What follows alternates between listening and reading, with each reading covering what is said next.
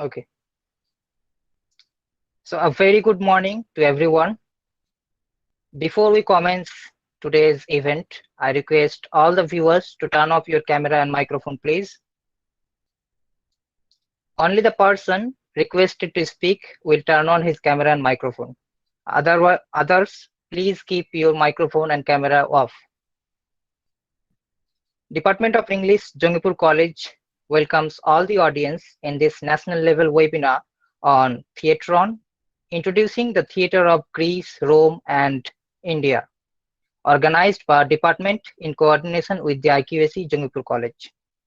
I'm delighted to welcome our distinguished panel of speakers, Dr. Nirban Manna, Assistant Professor in English, IIT Dhanbad, Jharkhand, Professor Jyotish Koranjan Sarkar, Assistant Professor in Education, BL Educational Teachers Training College, Rajarhat, Coach Bihar, West Bengal, and Dr. Abhishek Dev, Assistant Professor in English, Department of English, GLA University, Mathura, Uttar Pradesh. We are grateful to you all, sir.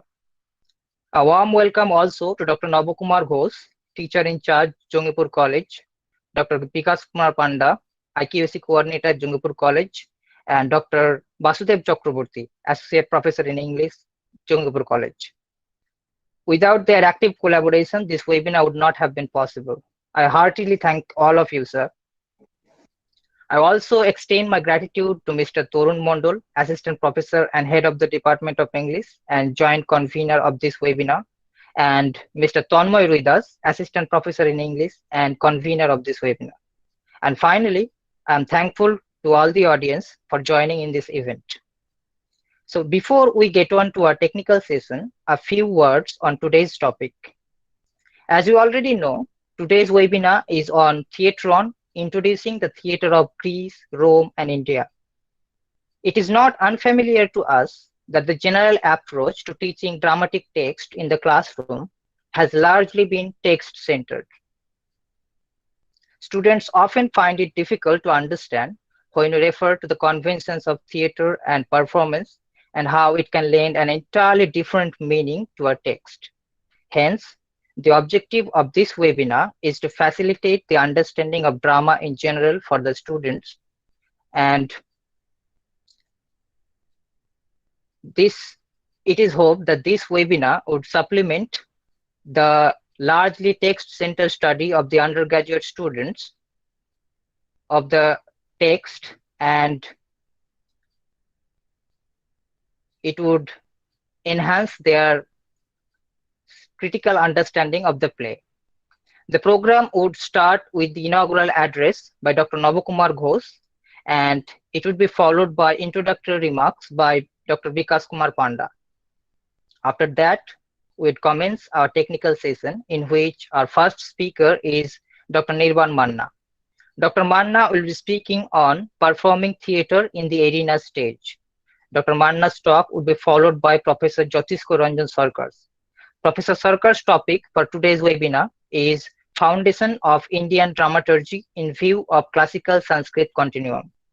And finally, in our third session, the speaker is Dr. Abhishek Dev. Dr. Dev will give his presentation on the trajectory of Indian stage, a study of theatre since IPTA with special reference to playwright directors. Allow me also to state in this regard that after each technical session, there will be a short interactive session where we will take the queries of the audience from the chat box and request our speaker to comment upon those. So I request our audience to put their queries in the chat box. The audience can put their queries during the session, but we would only take these after the speaker is finished with his presentation. Now, I take the pleasure of inviting Dr. Navakumar Ghosh, Teacher in Charge, Jangipur College, to give the inaugural address. Dr. Navakumar Ghosh has been proficiently heading the institution since 2014. Besides being the head of the institution, Dr. Ghosh is the assistant professor in chemistry. He has published several articles in reputed national and international journals. Please, sir, over to you.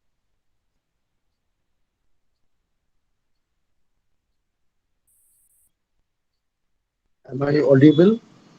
Yes, sir. You are audible, sir.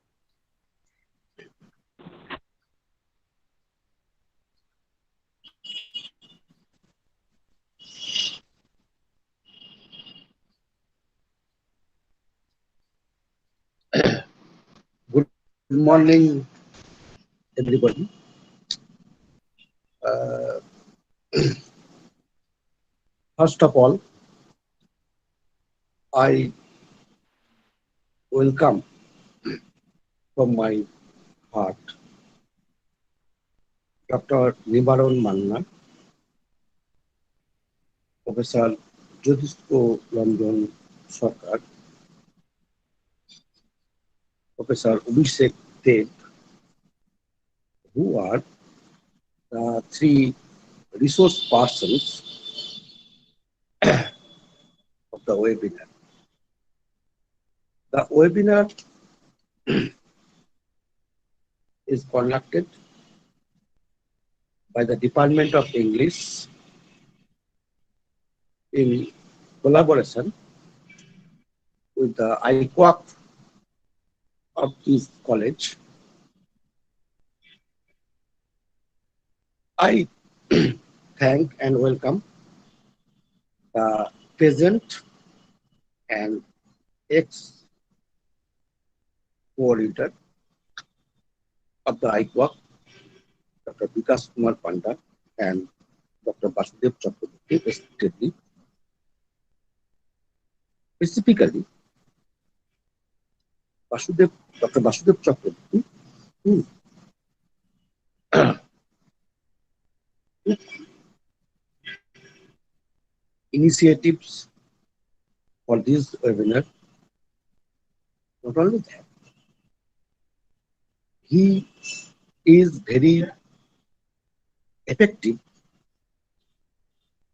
in teaching learning process. Parallelly, he is conducting various such type of seminars, webinars, and online classes with inviting invited lectures.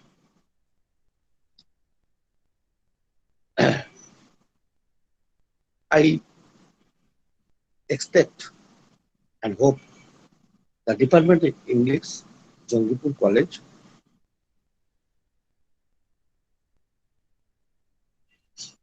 as a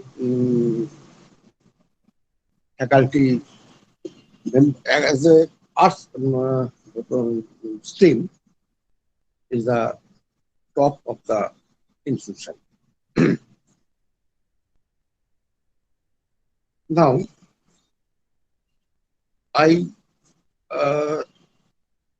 specifically welcome Dr. Professor Nibaron Manna, Professor Jyotisko Ranjan Sarkar, Professor Abhishek Dev for accepting their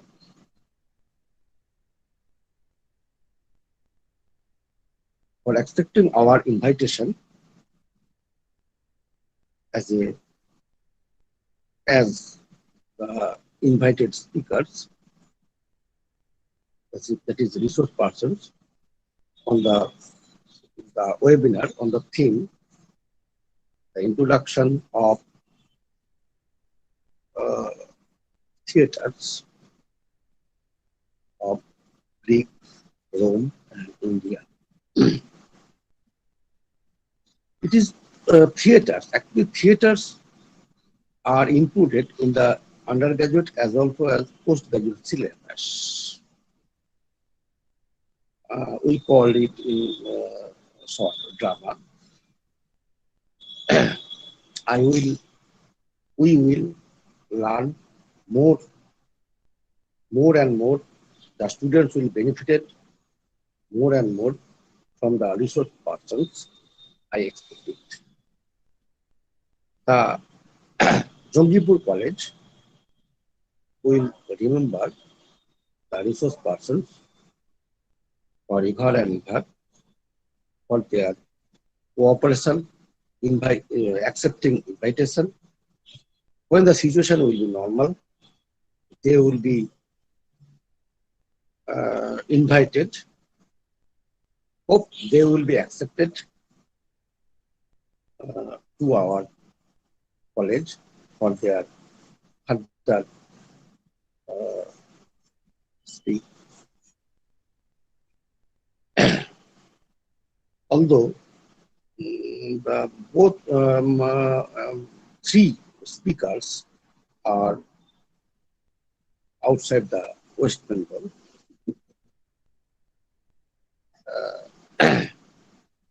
I uh, welcome and thank Professor Tanmay Ruidas and Torun Mondol, Professor Torun Mondol, Department of English, Jangipur College, for assisting and cooperating this uh, webinar as convener and joint convener respectively. I am thankful to MD Azaruddin Sheikh, the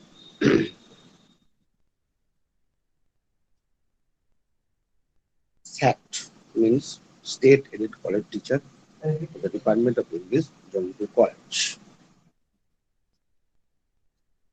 I am thankful to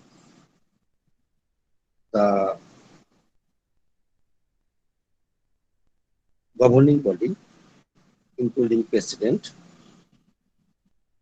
of our college, to cooperate and extending their hands for conducting this webinar. I am thankful to the senior most professor, uh, Professor Itimai Majumdar, who always extends his hand towards college work. I am thankful to TCS, just Council Secretary, Professor Bishop Chandra Ghosh, for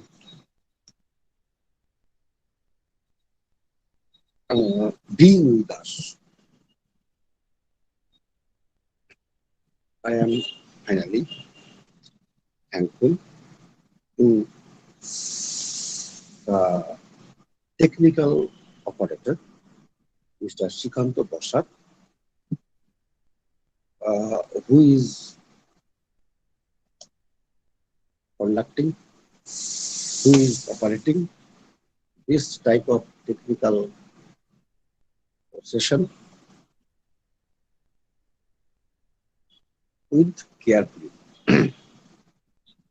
I hope, since this is an virtual, uh, this is an virtual uh, webinar, so the technical operation is necessary with his carefulness. He is doing it. I am thankful to him again.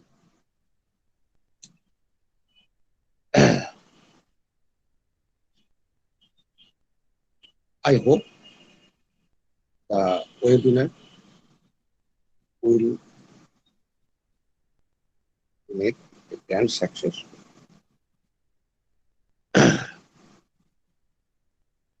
I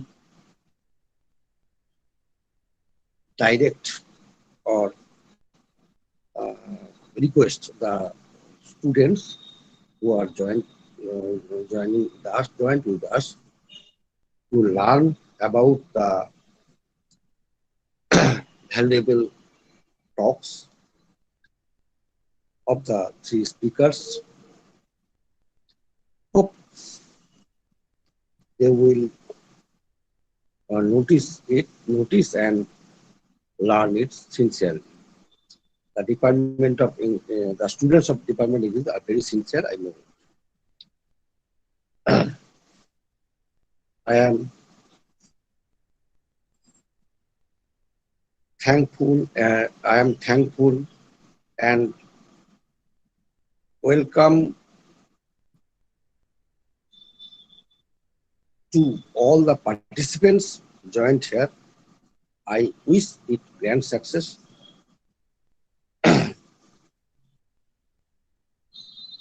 Thank you.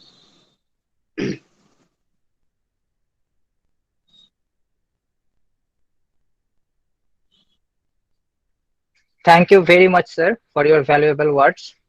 Now, I would request Dr. Vikas Kumar Panda, IQAC Coordinator, Jangipur College, to make the introductory remarks. Dr. Panda is also from the Department of Chemistry. He is an eminent academician, having published numerous articles in journals of national and international repute. Please, sir, over to you now. Okay.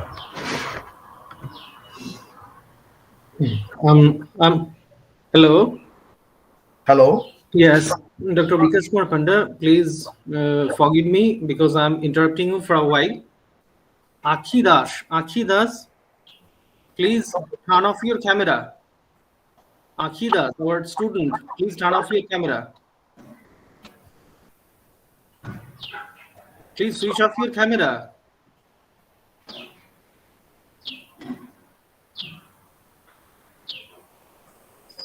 Yes. I once again welcome Dr. Vikas Kumar Panda. Please continue. Okay. Thank you, Azharuddin, for your very nice introduction. Good morning, everybody. Today I feel great honor and pleasure since I get a chance of saying something on this auspicious day. Our Department of English, in collaboration with Internal Quality Assurance Cell, organizes a national webinar on Theatrons, introducing the theaters of Greece, Rome, and India.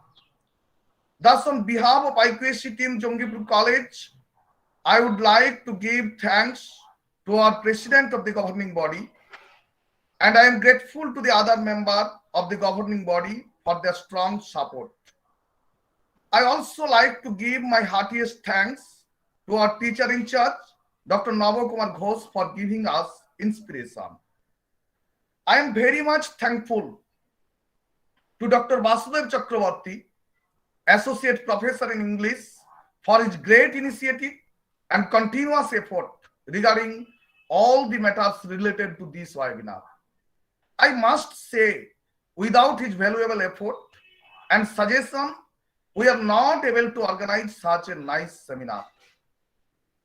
I also very much thankful to Professor Tanmay Ruidas, acted as a convener, Professor Torun Mondal, acted as a joint convener, and Professor Azharuddin Sheikh acted as a coordinator. They are really very much energetic in nature.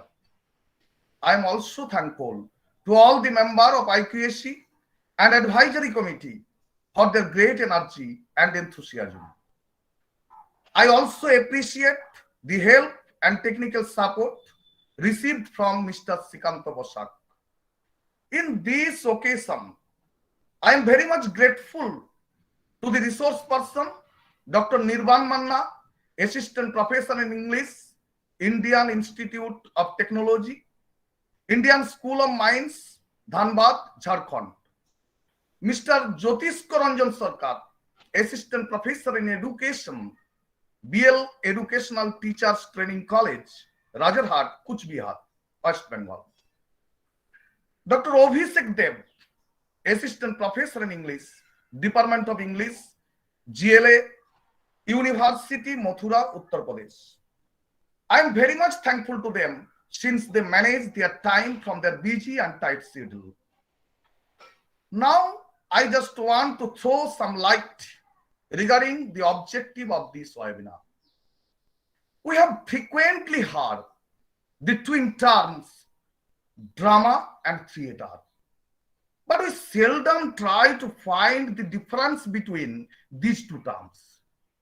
Though these terms are closely related with each other, so I shall begin my short speech with the question, What is the difference between drama and theater? The simple response is that drama is the printed text of a play, while theater refers to the actual production of the text of that play on the stage. Although a drama is written in the textual format, it is, however, not intended for a reading audience.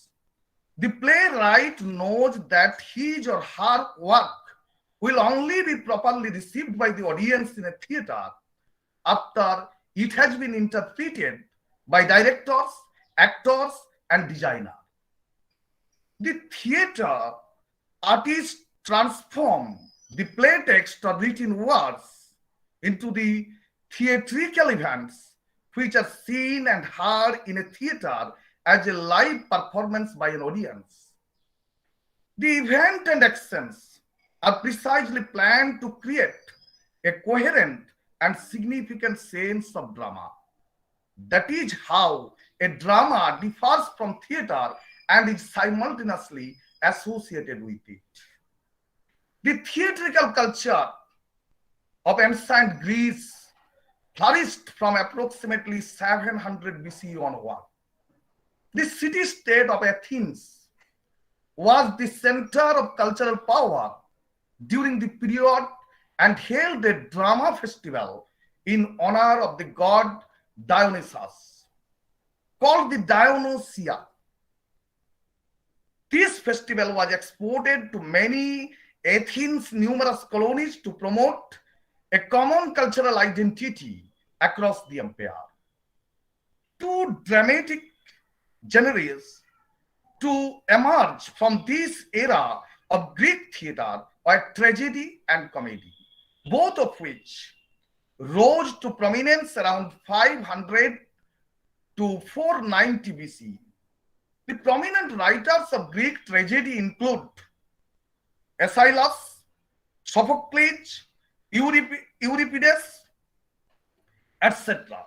Aeschylus was the first tragedian to codify the basic rules of tragic drama. He is often described as the father of tragedy. He is credited with inventing the trilogy, a series of 3 tragedies that tell one long story. Sophocles introduced a third actor to the stage, broke the cycle of trilogies, making possible the production of independent dramas, and introduced the concept of scenery to theater. Euripides introduced a plot device of deus ex machina and portrayed the psychological realities of his character. When we talk about Greek comedy, the principle of Aristotle comes to the front. As Aristotle wrote, comedy is defined by the representation of laughable people and involves some kind of blunder or ugliness that does not cause pain or disaster. The renowned writers of Greek comedy are Aristophanes, Menander, Philemon, etc. Aristophanes wrote old comedies that abundant with political successful of new comedians. Menander's comedies focused on the fears and foibles of the ordinary man as opposed to satirical accounts of political and public life of old comedy. Between the old and new comedy, there was a genre called the medieval comedy, which flourished with some important thematic difference between the two. The classical theater is also notable for its introduction of the theatron. The theatron, which literally means the viewing place, is the enclosed area where the spectators sat. The theatron was usually part of hillside overlooking the orchestra and often wrapped around a large portion of orchestra spectators in the 5th century BC probably sat on cushion or boards. But by the 4th century, the theatron of many Greek theaters had marble seat. Even in this rudimentary state, the theatron was a crucial part of theater, drawing attention to the audience and providing a place where many people could be housed to be addressed or entertained. So these are completely European dramatic performance and composition. But back to our own country, the drama, theater, dramaturgy also have a rich cultural heritage to make us proud of. If we begin with the term Indian classical drama, we must refer to the tradition of dramatic literature and performance in ancient India. The origin of dramatic performance in the Indian subcontinent can be traced back to as early as 200 BC. And drama was regarded as one of the highest achievements of Sanskrit literature. Buddhist philosopher Ashwaghosa, who composed Buddha Charita, is considered to have been the first Sanskrit dramatist. Sanskrit drama utilized stock character such as hero, Nayaka, heroine, Naika, or clown, Vidusaka. Mahabhasya by Patanjali contains the earliest reference to what may have been the seeds of Sanskrit drama. Kalidasa in the 4th century CE was arguably one of the ancient Indian greatest Sanskrit dramatists.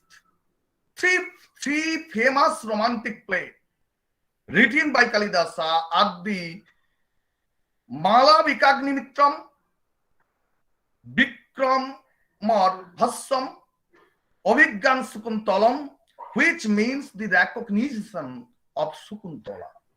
The last was inspired by a story in the Mahabharata and is the most famous. It was the first to be translated in English and German. It is a matter of great pride that Sukuntala in its English translation influenced Grothi's first. Other famous Sanskrit dramatists include Sudroka, Bhasa, Ashwaghosa. Now, if we turn to our eyes to modern drama, dramaturgy and theater, we must go back to Europe and American continent because it was there that modern drama and its theories evolved and flourished. Ibsen, Strindberg, Anton Chekhov, Bernard Shaw, James Synge, Eugene O'Neill, Shin O'Casey are the most prominent Western dramatists. The Norwegian dramatist Henrik Ibsen incorporated in his plays the smart and narrow ambitiousness of his society. The hypocrisy of overbearing men and women replace in their fashion the higher power of the old tragedy. His major tragic theme is the futility leading to catastrophe of the idealist effort to create a new and better social order. Pillar of society and the master builder are the great dramas. Anton Chekhov, the most prominent Russian dramatist of the period, wrote plays about the humdrum life of inconspicuous, sensitive people whose lives fell prey to the hollowness and tedium of a disintegrating social order. Here, a brood of lesser Hamlets without his compensating vision of a potential greatness. Uncle Vania, the Three Sisters, and the Cherry Orchard are his typical plays in this vein. The 20th century produced much serious and excellent drama, which, though not in the main line of tragic tradition, deserve mention. In British theatre, George Bernard Shaw, St. John, and T.S. Eliot's murder in the cathedral, dramatized with great power, both doubt and information. The ambiguity of human motives and the possibility of fruitless suffering that are true of human condition as reflected by tragedy. During the Irish literacy revival, the work of James Singh, especially his Rider to the Sea and Scene o' Cassette, Shadow of a Gunman, sought a tragic theme in the destiny of a whole people. The masterpiece of his movement, however, is not a tragedy but a comic inversion of the ancient tragedy of Oedipus, St. playboy of the Western world. The drama of social protest exemplified in such works the Russian Maxim Gorky's Lower Depths, the German Bertolt Brecht, Three Penny Opera, and Mother Courage, and the American Clifford's Odessa, Waiting for Lefty, shares the tragedian concern for evil that frustrate or destroy human value. At the end, I must admit that while the drama in India has a long history and the Indian culture has produced significant and highly artistic drama, there is a little here to compare in magnitude, intensity, and freedom of form to the tragedies of the West. Perhaps one reason why the drama of India never developed the tragic orientation of the West is its removal from the people. It has never known the communal involvement of the Greek and Elizabethan theatre. Produced mainly for court audience and upper class elite, it never reflected the suffering of common or uncommon humanity. With these few words, I really feel very much exciting for hearing the valuable lectures from our distinguished and renowned speaker, and I am sure we are all will be benefited and able to learn many things about drama and theatre. Now, I welcome from the core of my heart all the participants, which include student, research scholar, professor, and various other dignitaries from different kinds of profession.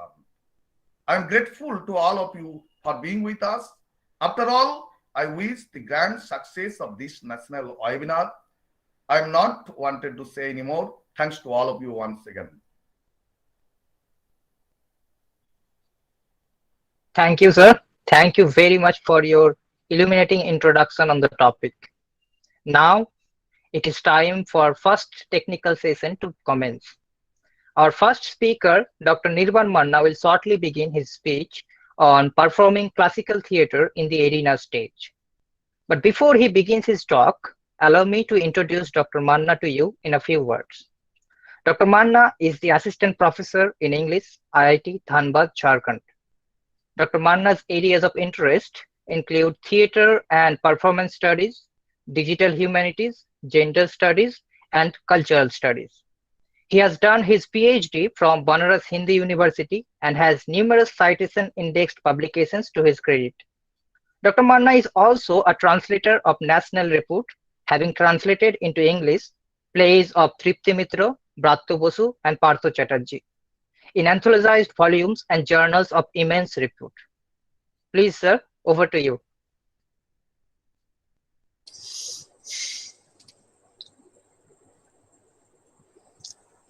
Thank you for the generous introduction, and thank you the organizing committee, Jangipur College, for giving me this opportunity to interact with you. Basically, I'll be interacting along with slide presentation.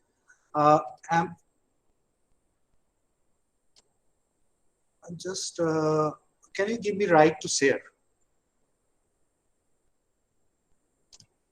Is it audible? Yes, Yeah, sir, Manna. yes. Hear Yes. you. So I don't have a right to share my yeah, now I got it. Okay. So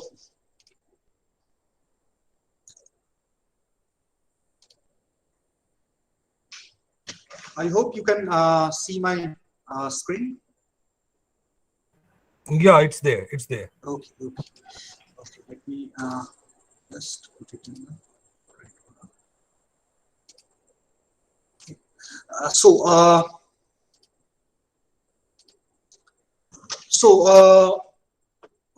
My topic for this lecture. Okay, before I start my talk, please poke me when time is over.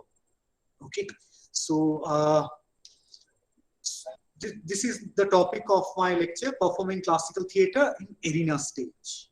So before I go to further discussion on classical theatre or arena stage, so I'd like to start with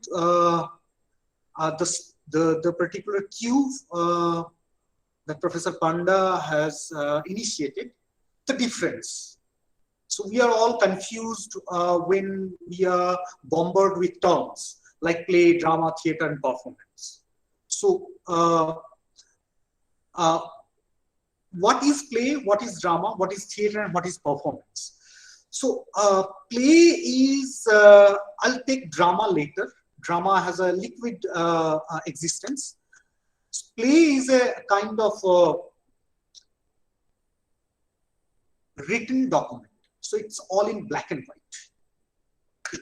So usually a playwright is involved, shutting the creative chamber, shutting the doors of creative chambers, and write the plays.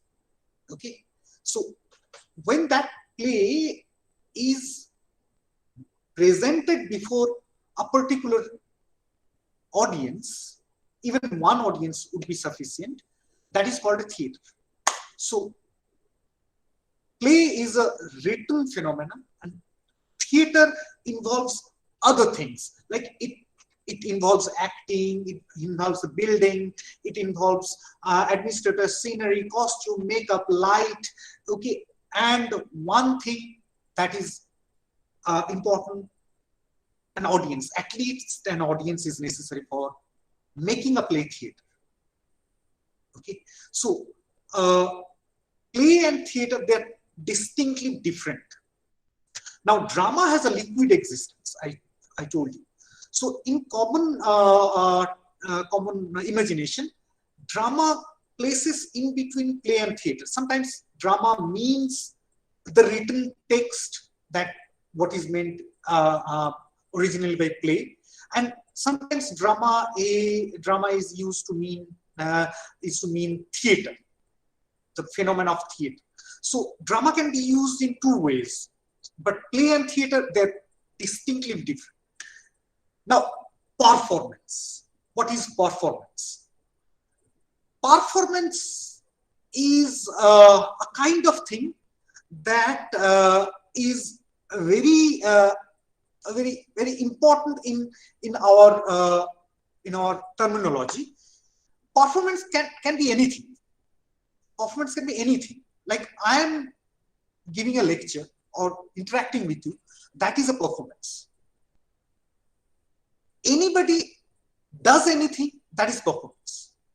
Even, for example, we don't consider news readers, okay, for example, doing something or acting out something, but they are acting out. For example, political campaigners, they act out, they perform. So performance is a very larger umbrella under which everything comes. So for naive understanding, I would say this particular phenomena, performance, is not human at all. Okay, so if I had to extend the boundaries, for example, two puppies, small dogs, are playing with each other. Okay, so one is playing the role, okay, I'll bite. No. The other one does the same. They're not biting any other, but they're assuming a role that I'll bite. So that is role playing, playing a role. The same way, if I play Macbeth or Julius Caesar, I would play a role, Julius Caesar. So what is the difference between I am playing Julius Caesar or Macbeth and little puppy playing the role of a hunter? So both are playing roles. So particular play is not human. It's a habit. It is instinct. So you assume a role and you play accordingly. So the rules are at the back of the mind, at my back. For example, the way I talk to my father or you talk to your father, the audience, okay? You have a set of rules at the back of the mind. So you follow the rules and talk to your father or mother, or behave in front of them. But the moment you come to your friend circle, you talk differently. So you have a set of rules of behaving, okay, in the presence of your father, and you have a set of rules of behaving in the presence of a teacher. You have a set of rules to play as audience, as you're sitting right now. You cannot turn on the mic. You cannot do all these things. So you have a rules. You are playing. So we are always playing. When I'm scolding my son, I'm playing the role of a father. Maybe it is not Julius Caesar, but father. When I'm interacting with my mother, I'm playing the role of a son. So this is very interesting that we live to play roles. We exist to play roles. So this kind of playing role is very, very important. It's part of our existence. We play roles and we die. So that's why we are actors and the world is a stage. The moment I become father, I play the role. Moment I become son, I play the role. Moment I become teacher, I play the role. Moment I interact with my wife, I play the role. So everywhere I am bound by the rules of character. So that is called performance. So even a beggar is begging. He has a different set of rules at the back of the mind to be beggar. A beggar cannot wear a certain kind of clothes. So he's begging, but he's playing the role too. So living is playing the role. So performance is a larger part where you have everything as performance. So doing is performance. So with this note, I am going further. So performance, as I told you, it transcends the border of action, doing. So animal play, I told you, we have a set of rules of action. Advertisement, flash mob, I think we know what is flash mob. You never know, you cross a street and you realize that, okay, they are not doing something called theater, but it is part of a performance. Same thing, social experiment. Okay, people do certain kind of social experiment on the street. For example, I want to know the gender sensitization in this area of, for example, Jangipur. So I would set up a play in the middle of the street, as if with one of my co-worker, a female, and I will start acting as abusing. So I'll start abusing her in the middle of the street. Now we are actually acting. Now we want to see how many passers-by would actually come in rescue of the girl or try to come. So that is a kind of social investigation. What is the gender sensitization if somebody is under attack, verbal attack or physical attack on the street? You never know as a passerby that we are acting. But this is a acting going on. So this kind of social practice, social investigation is there, very much there. Okay. So, this kind of these are the performance that we have. So if you look back where all these started, so performance. So first, great war, hunt, harvest, everything is performance. Every heroism, every cowardice, act of cowardice is a performance. So now, we always say Greece is the starting of theatre. So I want to go back. I want to go back to the Upper Paleolithic age. So 35,000 BC, when people were wandering on the surface of the earth, they have only caves and trees to shelter. So where their performance? So we have one book called Mantele called Paleo Performance. So there he established that in the Upper Paleolithic age of human civilization, almost 35,000 years BC, okay, there are cave paintings which proved that those cave paintings are part of our ritual initiation, and those rituals are performance. Some performance, some sick people come in to summon, to heal. So the summon goes for a ritual and draws a painting, another kind of thing, and the sick man starts healing.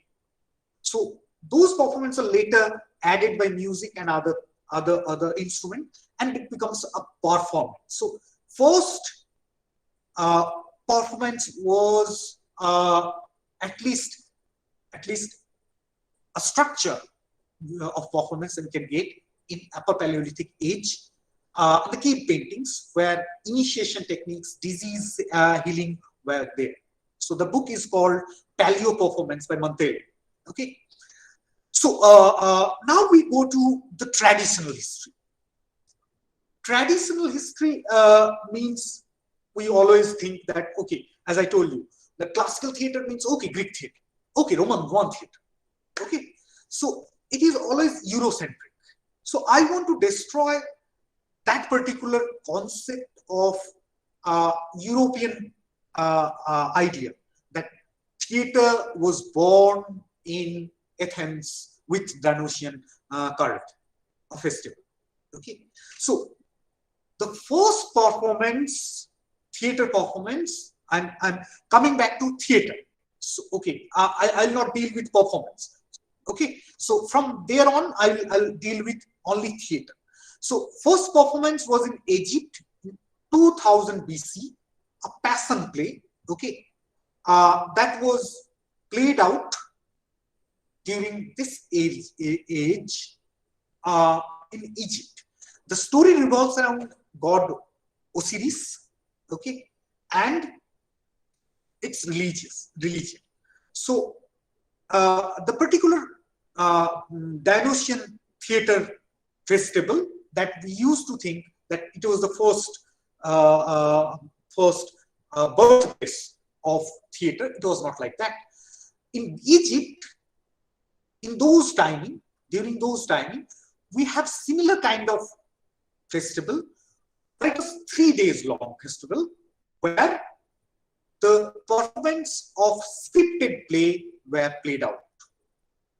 Okay, so the first performance is goes to a person IQAC.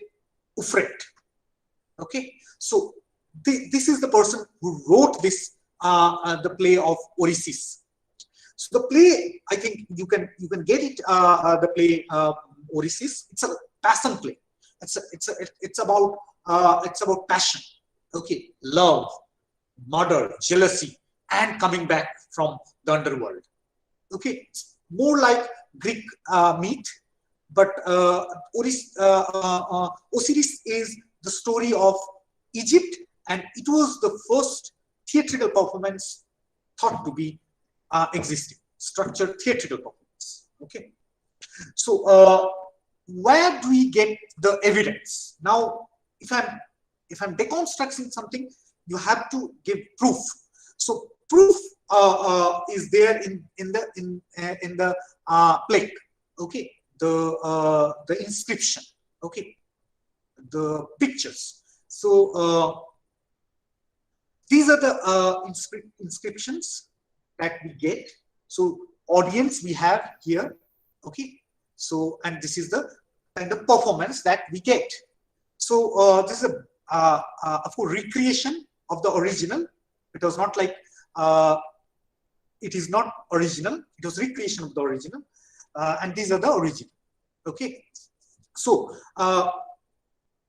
now we get to know that Greece or Athens is not the birthplace.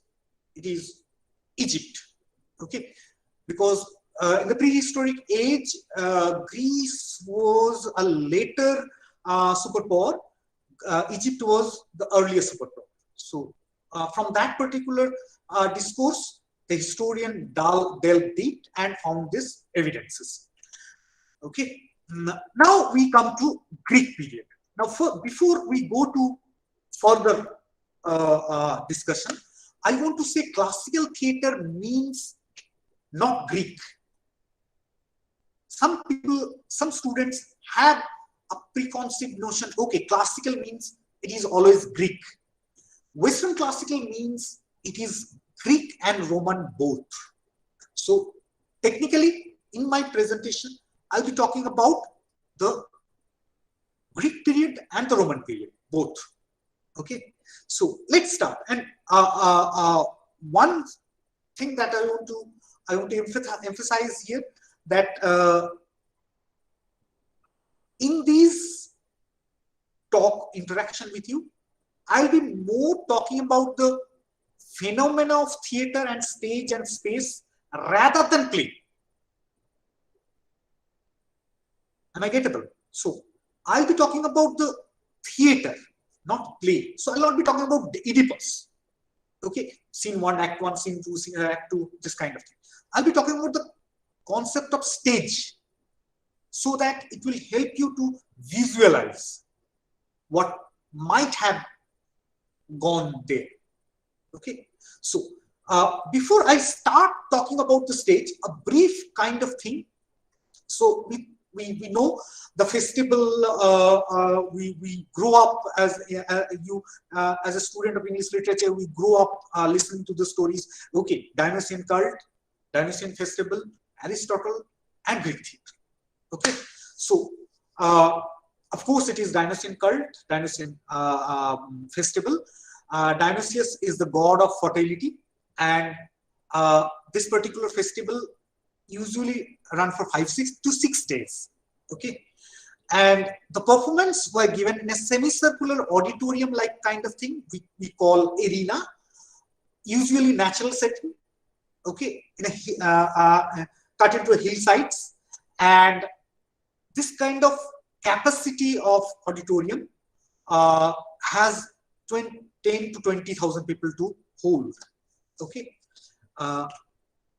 so Athens, then the theater originated. I put it in red, so because we have already deconstructed the Western idea. Okay, classical theater was born and brought up in the laps of Athens. Okay, it is not like this. So it is a part of a performance called festival, and it is to honor Dionysian cult, Dionysius god. Okay, so it is a celebration to the god. Okay, festival lasts for 5 to 6 days. Okay, in 500 BC around, Thespis was the first contest, okay, was this. And from that particular word, we have called Thespian, which means actor. Now, I want to come back to this 5-6 days again when we'll talk about the tragedian comedy later. So we know this fertility god, okay, many children. So people have obsession towards more child, so more labor force. So Dionysius is at the center of their Greek culture, okay. So usually these 5 days, all 4 days, okay, were reserved for tragic and satire, and 1 day is reserved for comedy. Now, we always find in Greek classical theatre, more tragic plays were written than the comic plays. It was quite obvious because we have 4 days or 5 days reserved for tragedy and 1 day for comedy. So, why the proportion is so higher on the side of tragedy? Now we realize that tragedy gets a more space. Okay, tragedies were more played out, and it is reserved for 4 to 5 days, and the last day is for comedy. Okay, now we know this is a kind of Sophocles, Aeschylus, Euripides. Okay, and they have bulk of tragedies. Okay. Oedipus the king, okay, so Oedipus the Tyrannus, other things, Antigone, Creon, these kind of things we know. Okay, now Aristophanes and Menander are not so celebrated because they are comedy artists, comedy players. Here I want to mention that all the tragic writers, what we call writers right now, they are actually actors. So they primarily were actors and they write plays too. So in those days, plays were more a phenomena to watch in theater rather than to read, like we do traditionally in classroom teaching. So we read plays rather than we watch theater. So in those times, it was not like this. So that's why Aristophanes and Menander, they are quite marginalized, pushed aside. And that same case with the performance too. Okay, comedies were reserved for only 1 day. So now, here you have to think in a different way. I told you that those plays were not meant to be read out. It was meant to perform. So you may say, then Act 1, Act 2, Act 3, this is a particular structure of any play, Greek play particularly. Okay, so it starts with usually prologue. Okay, so prologue, paradox, first episode, first raceman, and episode and raceman then run together, okay, alternatively, and we reach Exodus. So this is not like a readable kind of thing where play is divided into act and scene. First act, first scene, for act 2, scene 2. This is not like this. Okay, this is a typical phenomena. This act and scene division. It's a very modern, and it's a phenomena of when you want to read it out during the performance. Okay, in the classical theater, the division of structure of a play was like this. So prologue usually starts with 2 characters coming onto the stage. We'll come to the stage phenomena later. Just put it in your mind. So prologue starts with a character, of chorus appears. They usually talk about the mythological background. So it's a kind of information, basic information given to the audience. Okay. Then the paradox, where chorus will come, okay, and they will start dancing and singing and dancing, not abruptly but related to the particular play. The first episode where characters would be introduced. They will talk across, between characters, among characters, and with the chorus.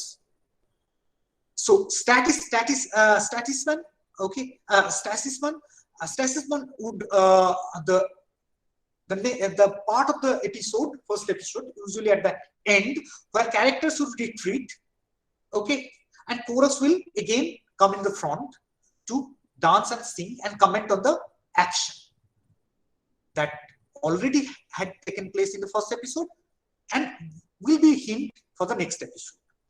And then alternatively, second episode, second statisman, third episode, third statisman, this will intervene and reach the exodus, where chorus will again come in the forefront and comment. So this is a kind of structure, because particularly why I call acting act and scene division structure, this kind of structure was not in the proper place, because there is no curtain.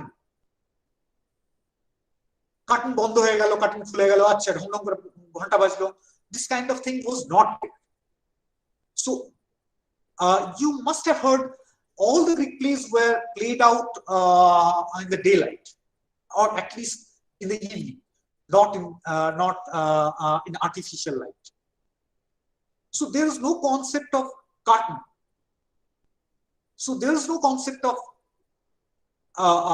curtain raising and curtain falling with act ending or act starting. So they are episodic. Okay.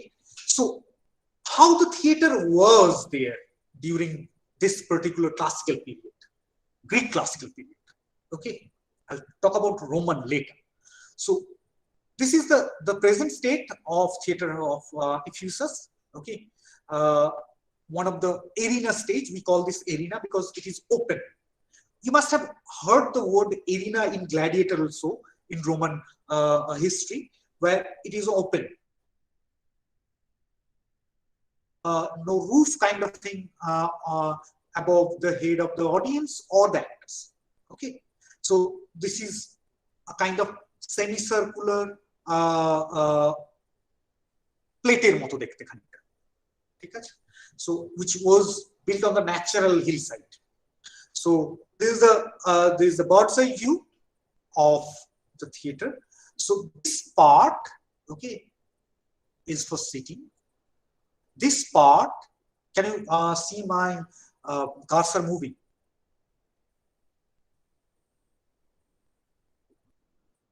Computer cursor moving, can you see?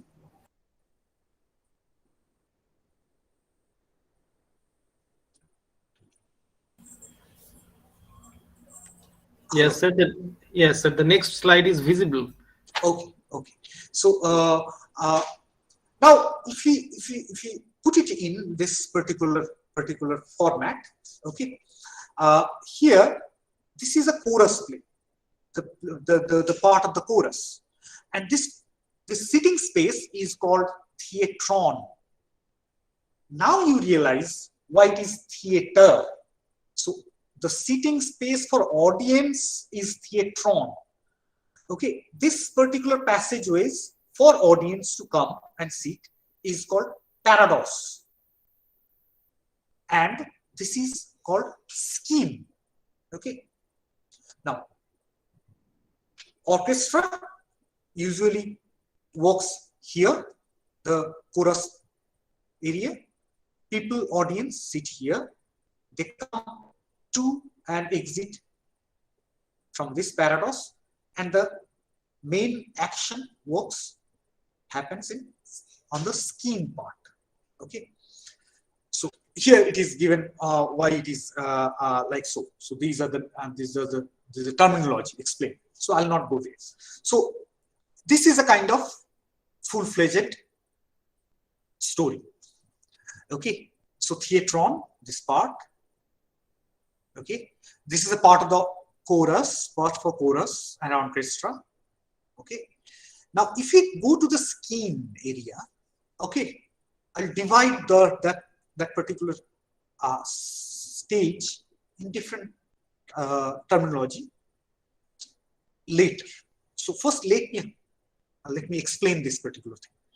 So usually we have, this is the acting area. Okay, this is acting building, skin. So we have lower stage, this part. Okay, sorry, this part.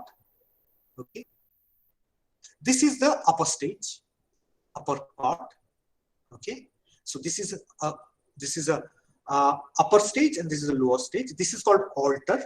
Okay, these two columns are the framing principle, which is called side accent. So this kind of arch were there to frame your vision. So you have to look this way, look towards it, not this part. Okay, so usually this is called center principle, where a statue is given. Statue is set. Okay, so this is called center accent. So every action, central part of the action would happen in this space. And if any actor wants to come, we have two staircases to come down, and they enter exit from this part. Okay, is it clear to you? Please respond. Then I'll go move. Yes, sir. Continue. Please continue. Okay. Now this is a breakdown. Okay, where we have a skin. Okay, we have proscaenium. Okay, this is the lower part of front wall of the stage. Okay, lower stage we called proscaenium, and we the upper stage we called leginium. Okay, speaking place, and this round space we call this of course orchestra area. Now we have at the back of the skin, okay, we have a huge building. This building is usually used as a facade, so at the background, and those arches, those frames are used for the characters to come and talk and come and at the upper stage, then come down to the next low stage for more action. Okay, so this side principle, which is framing principle, we call this proscaenium. So those are the frame side principle. So where you have to restrict within your eyes. So it is for audience to restrict eyes, because whenever we perform in an open arena, we have to restrict our focus. We have to restrict our eyesight. So where the action is. So there must be some marker. So those proscaenium or side principles are the marker. Okay. So this is the way that this is a sketch. Okay. So skin, the background, okay, facade, orchestra, the legion, upper stage and lower stage. So these are the part. So proscaenium again is restricting your eyes. So it's like the arch before a huge palace or Durga Puja Pandal. So you know where to go. So those side principle, okay. So this proscaenium were there to restrict you. Okay. So this is the kind of overreaching proscaenium or side principle. So this is the part where the chorus. If you look at the structure that we told, each episode involves chorus. So chorus were mainly there. Chorus were from the first to last. Chorus were there. So before each scene they would come. After each scene they would come. At the end they would come. In the beginning they would come after prologue. So chorus were there. So chorus usually orchestra and chorus, they usually perform in this space, and they have a kind of trap door to add and deduct from the group of from the members of the chorus. Okay, so we have a hole here at the middle of it. Okay, so from where I can move characters. Okay, I can drop characters, specifically chorus characters. Okay, and they have a kind of channel and tunnel to come out and go. So this is the present tunnel. Okay, so these are the factual part. Now, the first line of Theatron were called pohedria. Okay, so the first line of sitting space is called pohedria, and it is mainly reserved for the elites. Now, if you look at this picture, the picture towards your right below, so this picture, if you look at this, we always hear stories কি classical theatre একটা carnival ছিল, যেখানে কোনো রাজা বা কোনো সাধারণ মানুষের মধ্যে কোনো ডিফারেন্স ছিল না। ঠিক আছে, it's a celebration where everybody mingles with everybody irrespective of their status.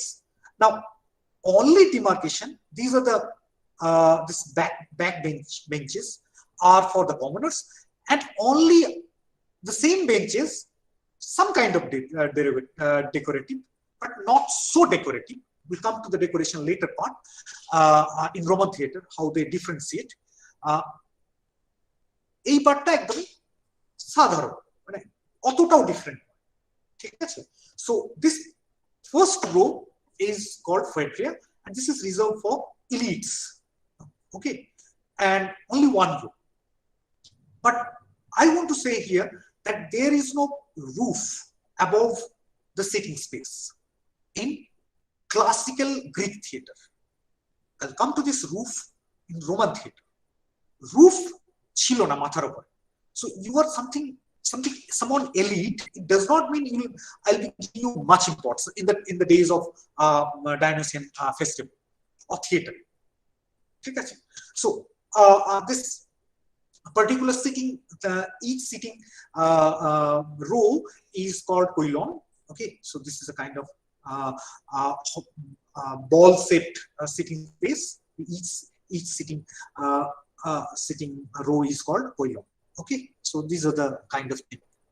Okay, so this is now destroyed. Okay, some parts were restored. So this is a kind of thing. So now we come to one intriguing point. If somebody is speaking from the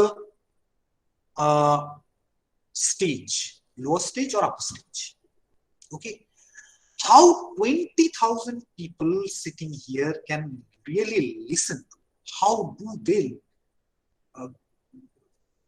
প্রচুর চিৎকার করতে হতো নাকি একজন অ্যাক্টরকে? open space হচ্ছে, we are thinking about, we are talking about open space performance, যেখানে পাহাড়ের কোলে হচ্ছে, তো তারা কি করে শুনতে পেতো ডায়লগ? এত ইন্ট্রিগিং ডায়লগ কি করে শুনতে পেতো? ক্যারেক্টার কি করে চিনতে পারত? ঠিক আছে, so this is the trick, mask. Now mask এমন একটা জিনিস যেটা অ্যাম্পলিফায়ারের কাজ করত। এই মাস্কের ভেতর থেকে যখন কেউ বলতো, the mask which is made of linear, okay, mud, it plays the role of an amplifier. So যাই বলতো সেটা অনেক জোরে শোনা যেত, হাড়ির ভেতর থেকে বলার মতো। So these are the mask with hollow lips. Okay, so the large size of mask and non-naturalistic approach in acting. So আমি বলতে পারি এত বড় বড় সাইজের মাস্ক পরে হচ্ছেটা কি? So it is not natural. It is not natural at all. But without this mask, ঠিক আছে, I sitting at the back row of Theatron, okay, পৈলনে, last পৈলনে বসে, I I will not recognize a character. So they have to be big masks, so that I can recognize characters from even from the backbench. So this it looks like not naturalistic, but it is very effective for recognizing the character on the stage, okay, within the framing principle. Facial expressions were largely hidden because there is no face visible to us. It's only mask. Okay, so usually, I mean, mask ta ki kore chintam, tragic mask or comic mask. It is about the lip shape, lip carving. If the lip carving and the hollow carving is downward, so it signifies pain. Okay, so if the lip is downward or hollow, then it is a tragic mask. If the lip carving is upward, then it is a comic mask. We have several types of masks even other than tragic comic, like stock characters, some for poorers, some for commoners, some for sentries. So the audience who are familiar from the very beginning, stock character বা archetypal character কোন mask use করে, কিরকম use করে. So even sitting at the back row, they can realize কি ক্যারেক্টারটা কি. ঠিক আছে? So they were so much familiar with the tragic character, comic character, and the stock characters. We have different masks for different characters. Okay, like old man, young man, women, this kind of thing. So I'll go fast. So is it possible? So I said it is quite obvious. Mask hides the expression. We know. So why my mask hides my expression, eyes expression, facial movement. So how will I know? Is really mask hiding our expression? So this is a kind of experiment where the same mask is placed in different angles. This is the angle, okay, -30 to +30. Okay, same mask. Now, if you look at the mask in -30, and if you look at the mask in 1030, so I am talking about a mask which has a static expression. Mask is static expression. তার কোনো expression নেই. But here I want to prove the angle of the mask and the onlookers.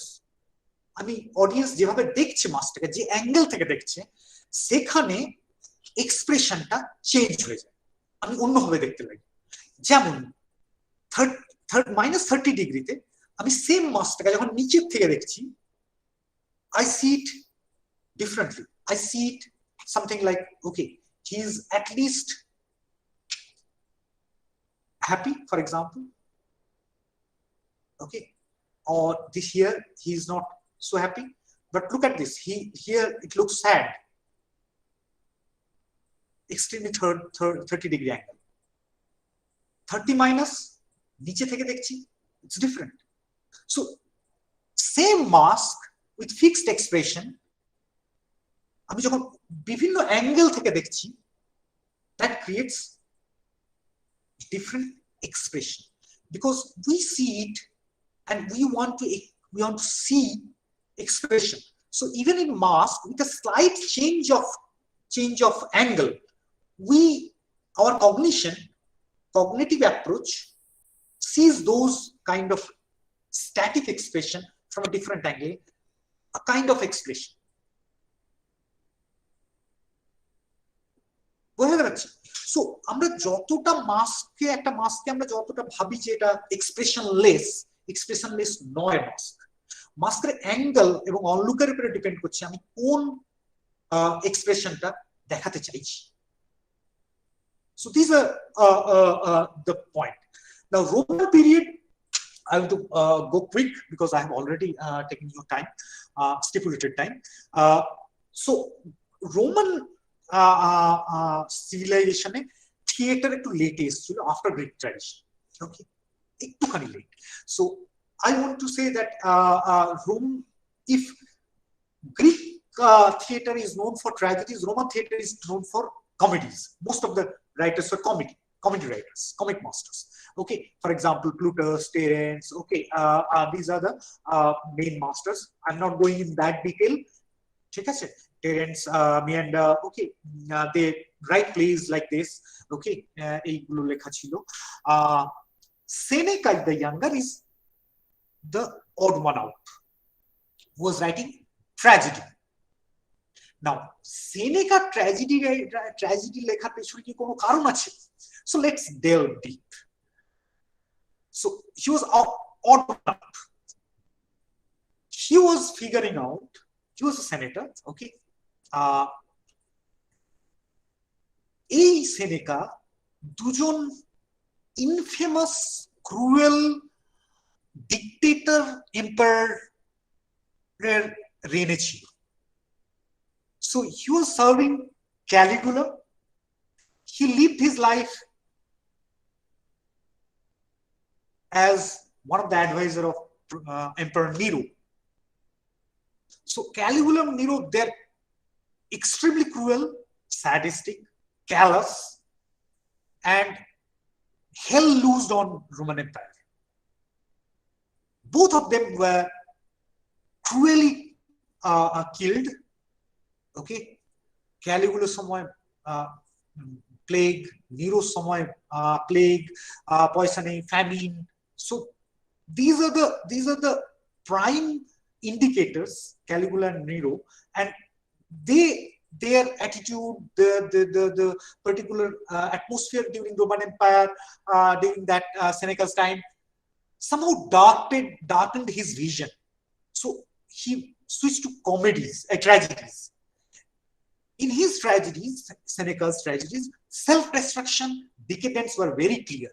And the same decadence and self-destruction was quite evident in both the emperors' time, Caligula and Nero. ঠিক আছে, সেই জন্য ওনার ভিশনটা ভীষণভাবে dark. ওকে, কারণ দুটো যে empire আন্ডারে উনি কাজ করেছেন, ক্যালিগুলা এবং নিরো, তারা দুজনেই খুবই ইনফেমাস. ওকে, রোমান এম্পায়ার অলমোস্ট ভেঙে যাচ্ছিল. So now I'm not going that detail. I'll be going to the stagecraft. Okay, so what happens in Roman stage? Now, if you look at it, this is a complete stage where, if you look closely, this was somehow side principles were destroyed. যেটা frame করতো আমার ভিশনটাকে, সামনে গিয়ে frontal একটা arch দিয়ে সেটাকে flatten করে দেওয়া। ঠিক আছে, পেছনে গেলে আরো ভালোভাবে বুঝতে পারবে। পেছনে যাচ্ছি। Look at this. This Alaskanian, those side principles are the framing principle. Okay, তারপরে স্কিমটা ছিল। কিন্তু আমি যখন রোমান স্টেজ ক্রাফটে যাচ্ছি,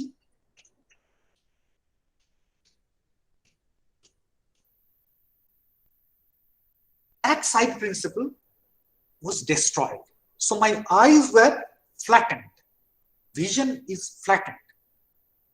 Okay. Now, basically, skin পার্টটাকে বড় করে দিল, ঠিক, কোরাস পার্টটাকে ছোট করে দিল। এই যে কোরাস পার্টটা, এটাকে ছোট করে দিল, এটাকে রিডিউস করে ওরা বিভিন্ন রকম বসার জায়গা, থিয়েট্রনে বসার জায়গা শুরু করলো। সো কোরাসের রোলটা রেস্ট্রিক্টেড হলো আস্তে আস্তে। সো কোরাসের এরিয়া বড় ছিল, কোরাস প্রত্যেকটা সিনে আসতো, প্রত্যেকটা এপিসোডে আসতো, সরি সিন নয়, এপিসোডে আসতো। এপিসোডের প্রথমে আসতো, শেষে আসতো, এক্সোডাসে আসতো, লাস্টে আসতো, প্রথমে আসতো। ওটাকে একদম ছোট করে দেওয়া, ঠিক আছে, এইটুকু করে দেওয়া হলো। chorus part.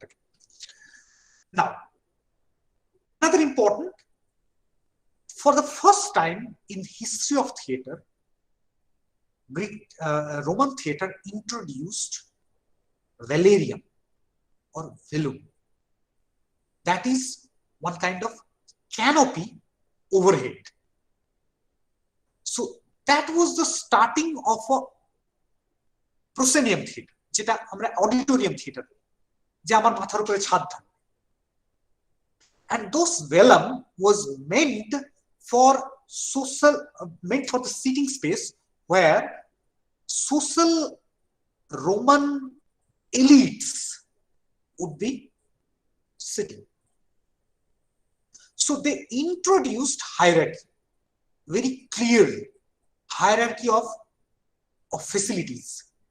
As an audience, আমার মাথার উপরে ছাদ আছে, আমার ছাদ ভালো, আমার চেয়ার ভালো. Whereas, if you look at this part, these are for commoners. So it's a kind of channel, যেখানে লোকজন ভিড় করবে, দেখবে, ঠিক আছে, একে অপরের কাঁধের উপরে চড়ে যাবে, জায়গাটা ছোট করে দেওয়া হয়েছে। So for the first time, Roman theater hierarchy, audience hierarchy শুরু হলো। এই হায়ারার্কিটা বাড়তে বাড়তে এখনকার থিয়েটারে এসে গেছে। আমি যদি থিয়েটার এবং সিনেমা হলকে একইভাবে ধরি, ধরা যাক, আমি ধরছি, আমি একটা সিনেমা হলে ঢুকেই বুঝতে পারি কার কাছে কত পয়সা আছে। ওকে, একদম পেছনে বসে আছে একটা সিনেমা হল, তার কাছে প্রচুর পয়সা আছে, কারণ সেই সিটটার দাম অনেক বেশি। যে একদম স্ক্রিনের সামনে ঘাড় ঘুরিয়ে, মানে মারপিট হলে যেদিক থেকে এদিক থেকে ঘাড় ঘুরিয়ে ওদিক থেকে দেখতে হয়, তার একটা পয়সা নেই। So the very moment I stepped into auditorium, a cinema auditorium, movie theater, even a stage auditorium, যেখানে theater হয়, I can realize the status of audience.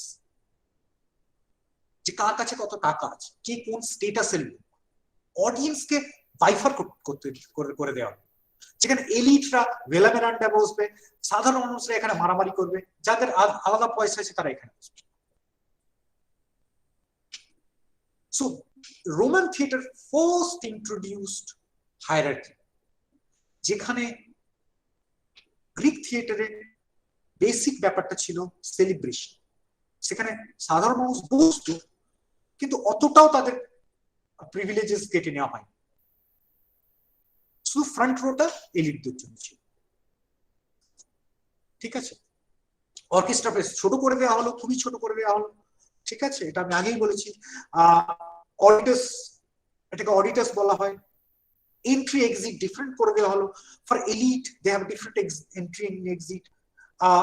For general people, এই পার্টি যারা বসতো, they have different entry exit. ঠিক আছে, যারা আরো অন্য, তাদের আলাদা একটা এক্সিট করা, তাদের মাথার ভেলাম ছিল না। So the very concept of dividing the audience according to their social economic status, it started first time in Rome. So the carnivalesque spirit was first destroyed in Roman theater. Later, in modern theater, it is painfully visible everywhere. So this is my presentation. Thank you. And now it is time for question. If you have any question. Thank you, sir. Thank you very much. We are thankful for your enlightening talk. You have given us a new perspective on performance and theater. One question have come for you, sir. If you kindly respond. The question is in the Meet chat box, sir. Can you view the chat box, sir? Or do you want me to read it out? Can you really read me out, because it is already overwhelming with certain chat. Okay, chats. Sir. Okay. It is from our colleague Tanmoy Ruidas, sir. Sir, okay. Was there a pre-rehearsal program before the actual staging of a play or not? As we see today, and where did it take place, inside the theatron or outside it?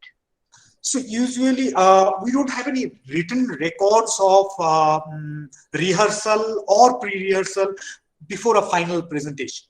There we can assume there must be, and people in this particular festival, so it is so special. People must have rehearsed or rehearsed within their personal space, or they may have used abandoned theatron or arena for this kind of rehearsal. Without rehearsal, I think the long dialogues were not to be read, not to be perfected during the presentation of the actual theater.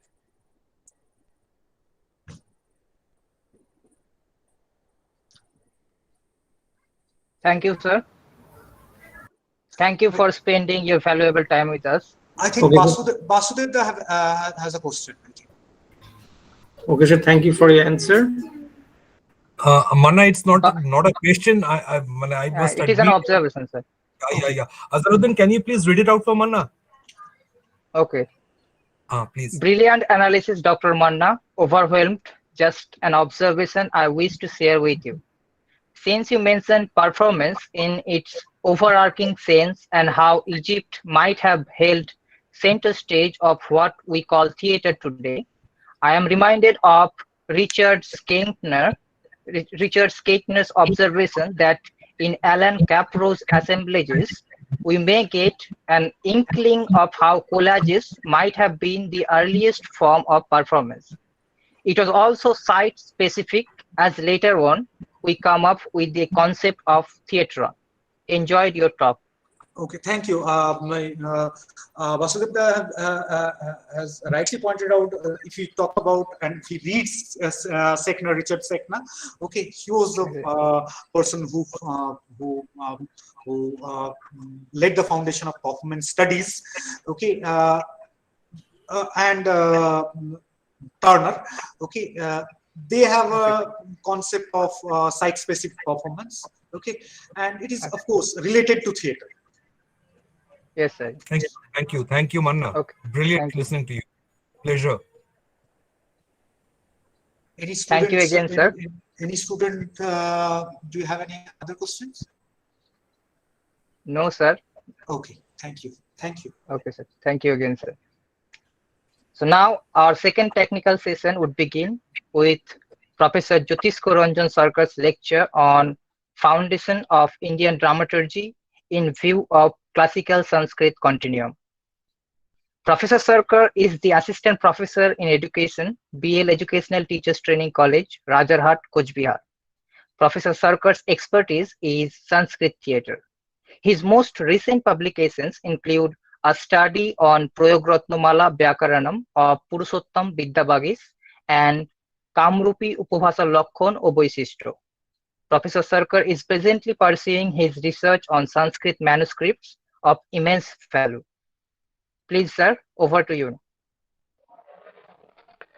Mukang karoti vachalang panggung langhayate girim yat kripatamahang bande paramananda madhavam sada shiva samarambham shankaracharya madhyamam asmadacharya paryantam bande guru paramparam.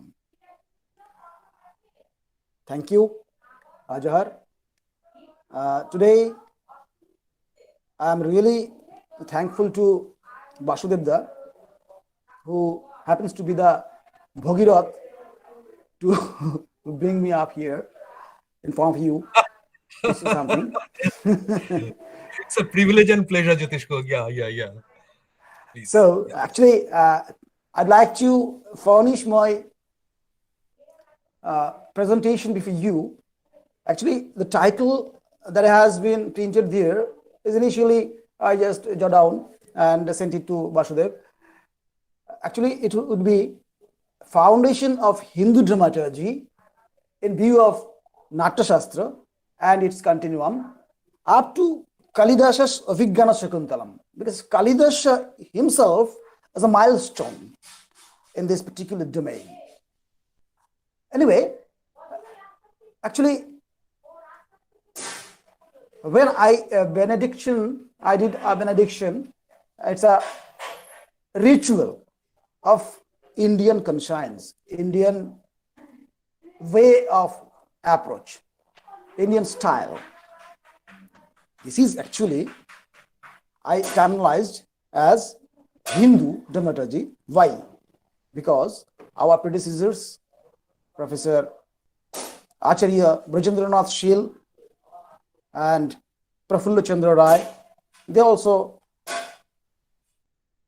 created and terminalized Hindu positive science and Hindu chemistry, and the Supreme Court of India also indicating towards the term Hindu irrespective of any religion or religious paradigm. Thus, I am also trying to, actually, am I clearly audible to you? I'm not getting any feedback. Vasudevda? Yes, sir. Yes, yes. Absolutely, You're clearly absolutely. audible, sir. Thank you.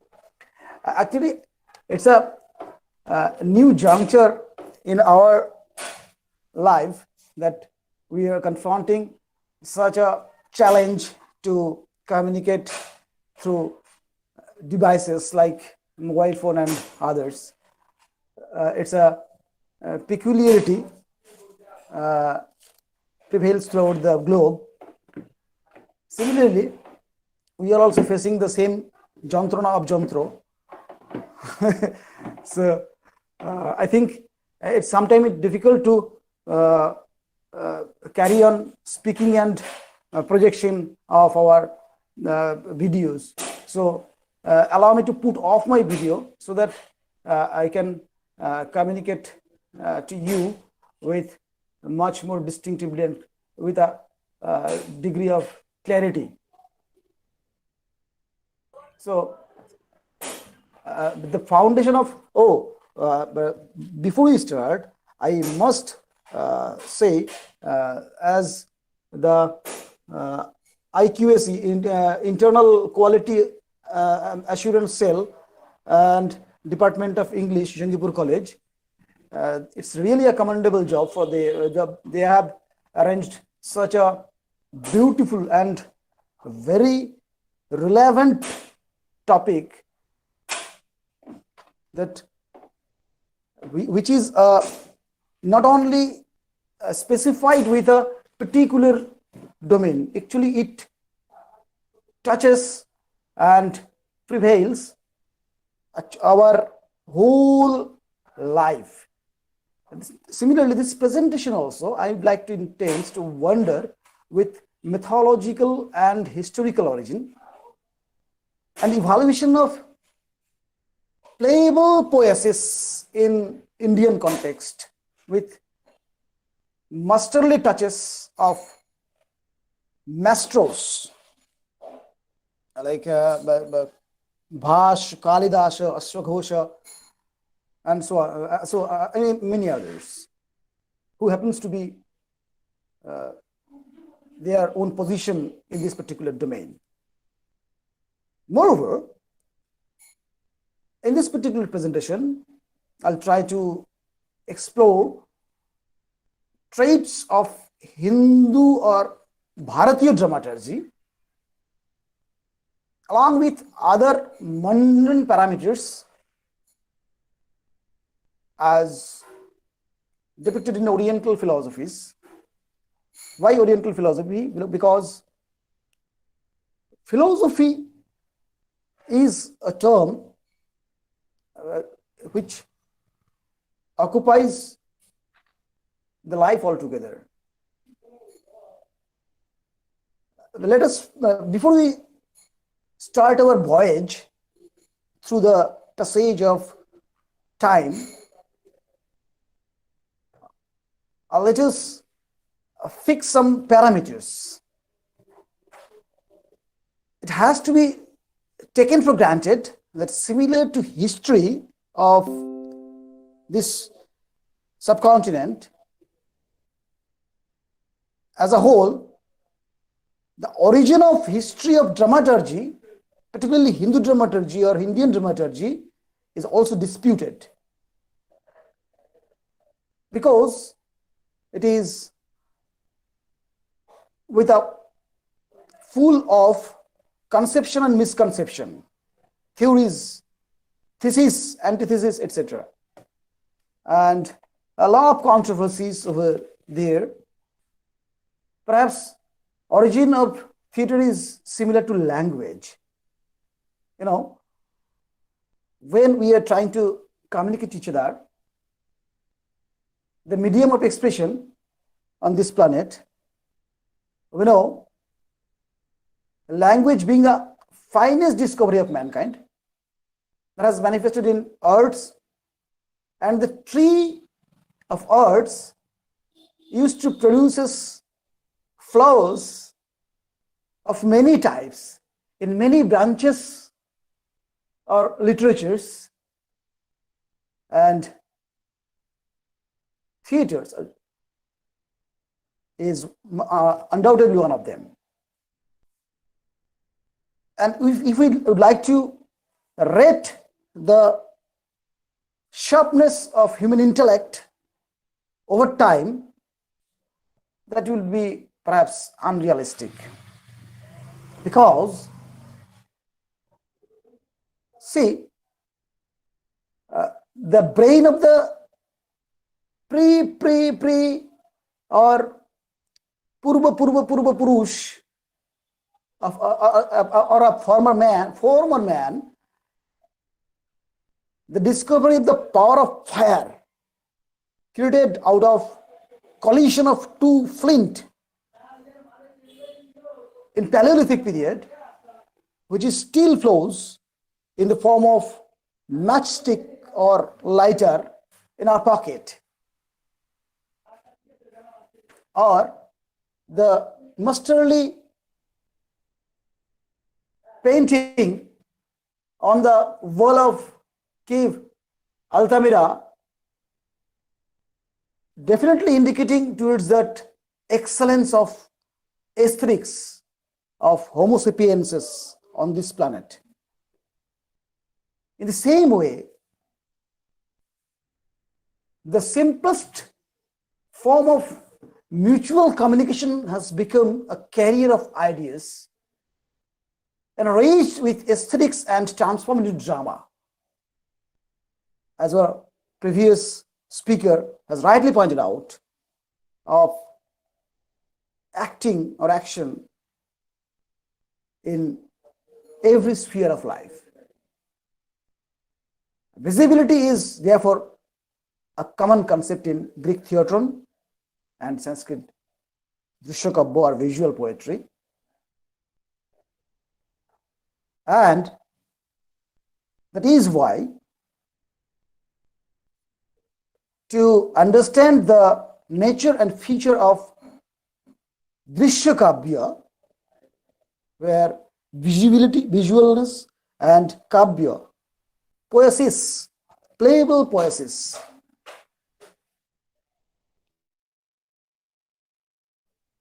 to be understood very carefully.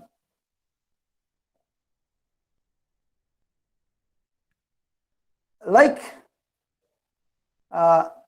Hindu or Indian literature, Kabya actually having an immense height. In Indian conscience, always this life is intended to uplift towards a particular state, or the life itself has a supreme goal. It is obviously based on humanity and ethics, ethical parameters. To understand the nature and feature of Indian dramaturgy, means that is,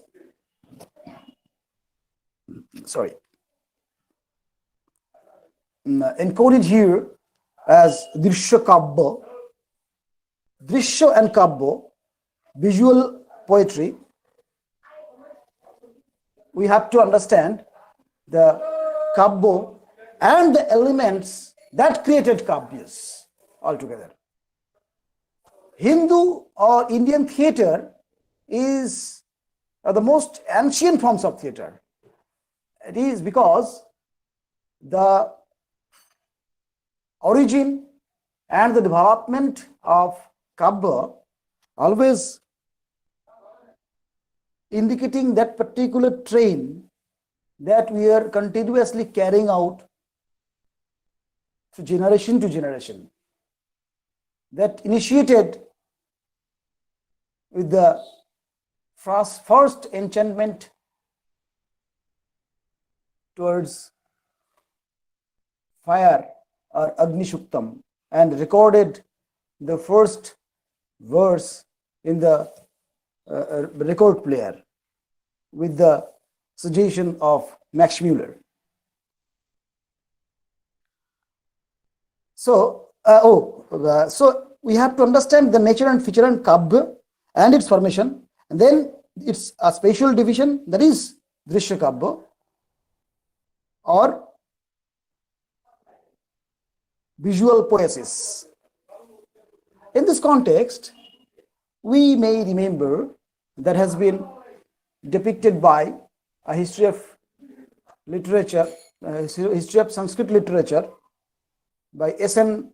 Dasgupta. He writes, rather he quote, Marx has said that division of the social classes has always been the result of conflict between the capitalists and the working classes, and that the development of social culture, the production of literature, philosophy, music, and the like, is the result of the change in economic conditions and the means of productions. But both these cases, both these theses seem to lose their force in the case of India. Here we have the development of philosophy, art, and literature through there has practically been no change in the means of economic production for more than 2000 years. Written by S.N. Dasgupta in his History of Sanskrit Literature, Classical Period, Volume 1. So, that indicates towards the richness and the supremacy of goals towards a higher state of living in Indian conscience through the practice of art and literature altogether. Because we cannot separate the language, Sanskrit, from the uses of music, art and craft. Natya, Nritya, Samgeet, all these are binding with a single thread. The thread is the higher position of humanity on this planet for a peaceful coexistence and a blissful life. Like the areas of music, dance, so we cannot separate all these things. See, the basic of Indian dramaturgy or Hindu dramaturgy is the remarkable and commendable work of Bharata Muni and Bharata Muni's Natya Shastra. And somebody, and and some scholars are trying to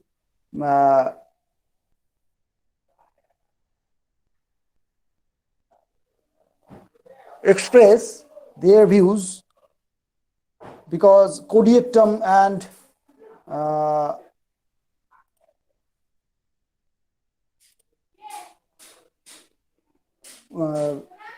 in Kerala still now, which is carrying on the specimen of Sanskrit plays, is preceding Bharat Muni. But ultimately, Bharata and his work, Natyashastra, Dasharupa of Dhananjay, Sahitya Darpana of Vishwanath Kaviraj, these are the elementary books or works through which we can have the essence of dramaturgy in this subcontinent. According to Bharata, Vishwanath and others, all of them are echoing the same tone, that the Kavya, literature or poetry altogether, is not only bounded by verses, even prose literature is also counted as Kavya here in this subcontinent, and the rich literature, Sanskrit literature especially.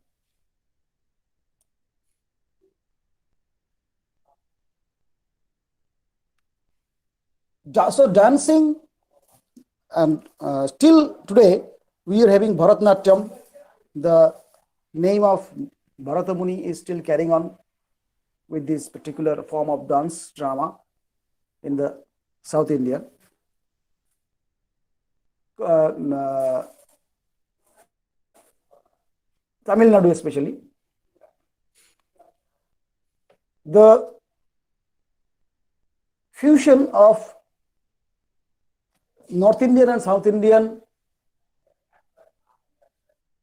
culture or cultural paradigm, due to geographical differences, but ultimately from the Himalayas to Sri Lanka and Afghanistan to Cambodia, the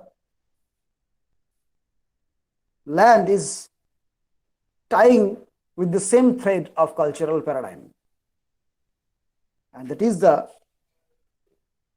beauty, to find out the familiarity of poetries in this subcontinent. Close the door, please. Sorry.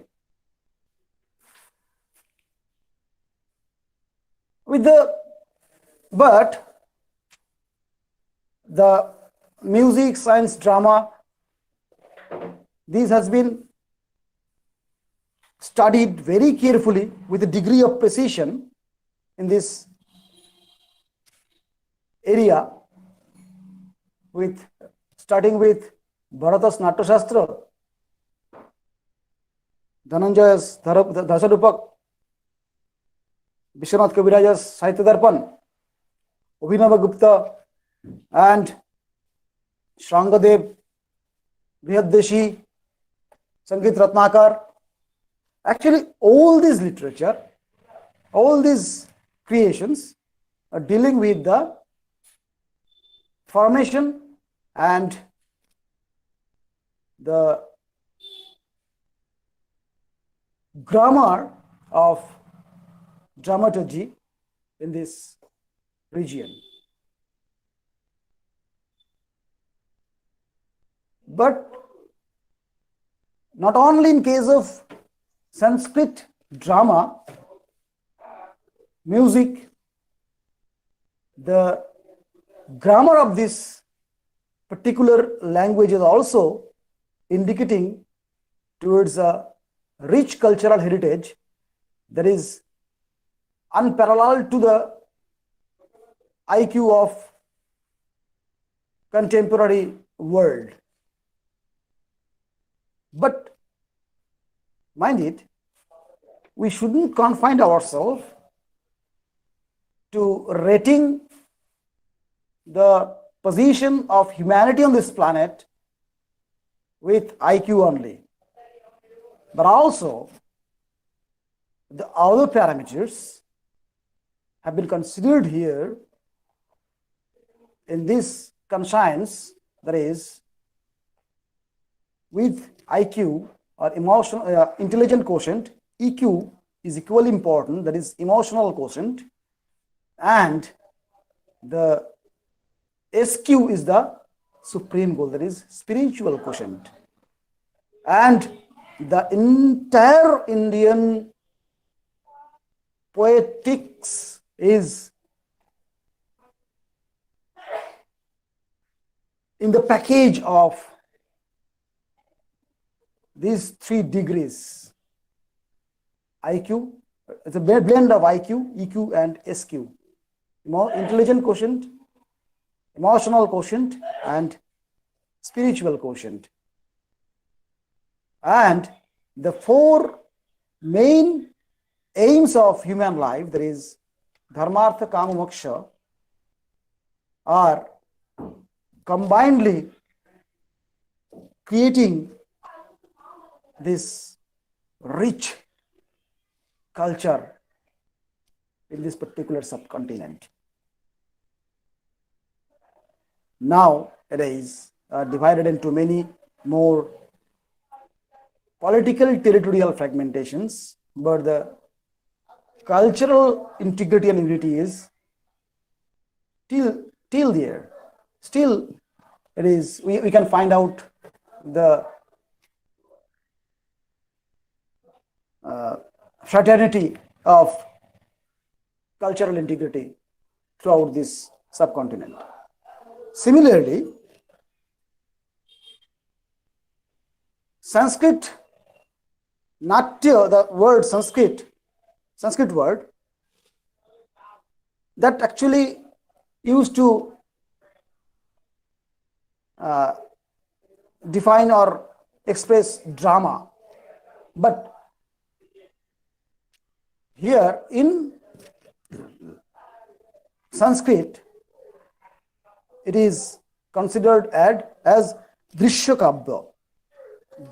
Kabya, or the poesy is playable, which is playable.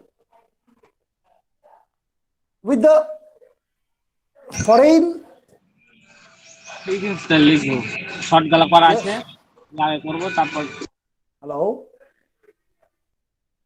Hello? Any problem? Who's speaking? Raja Sheikh, please turn off your camera and microphone. Raja Sheikh. With the foreign conquest in this subcontinent that began in 10th and 11th centuries, theater was discouraged or forbidden entirely. Theater was further revived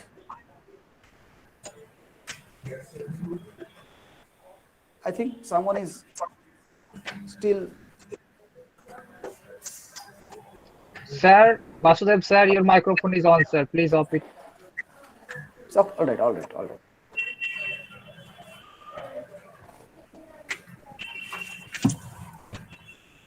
So, after the conquest of foreign power, when this sort of literary works and theater was completely forbidden,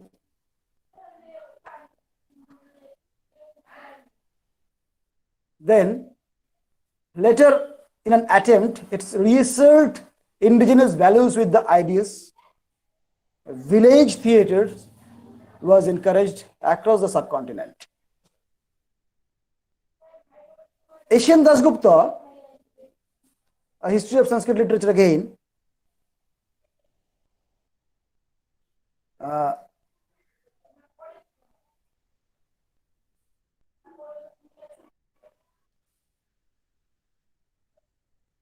Bharata is describing Natta, has characterized it as productive drama and fame, as conductive to long life and increasing the understanding and as instructive to people in general. It is supposed to be the conjoint result of all knowledge, wisdom, art and craft. Its purpose is to produce a sort of imitation of human events and character. But Abhinava Gupta, who was present in 10th to 11th century, the most penetrating and distinguished critic of art, strongly objects the idea of imitation. He holds that through music, dancing, acting, and dress, dyeing, and the stage environment, the dramatic performance is entirely a new art for the production of aesthetic joy, and it is not imitation in any ordinary sense of the term. According to Hindu conscience, the most scientific language or linguistic pattern or the state of humanity, namely Sanskrit, comprises of a higher goal for life altogether that we have discussed just before. And thus Sanskrit literature too. Actually, Sanskrit is a state of fineness that intended to achieve through any languages.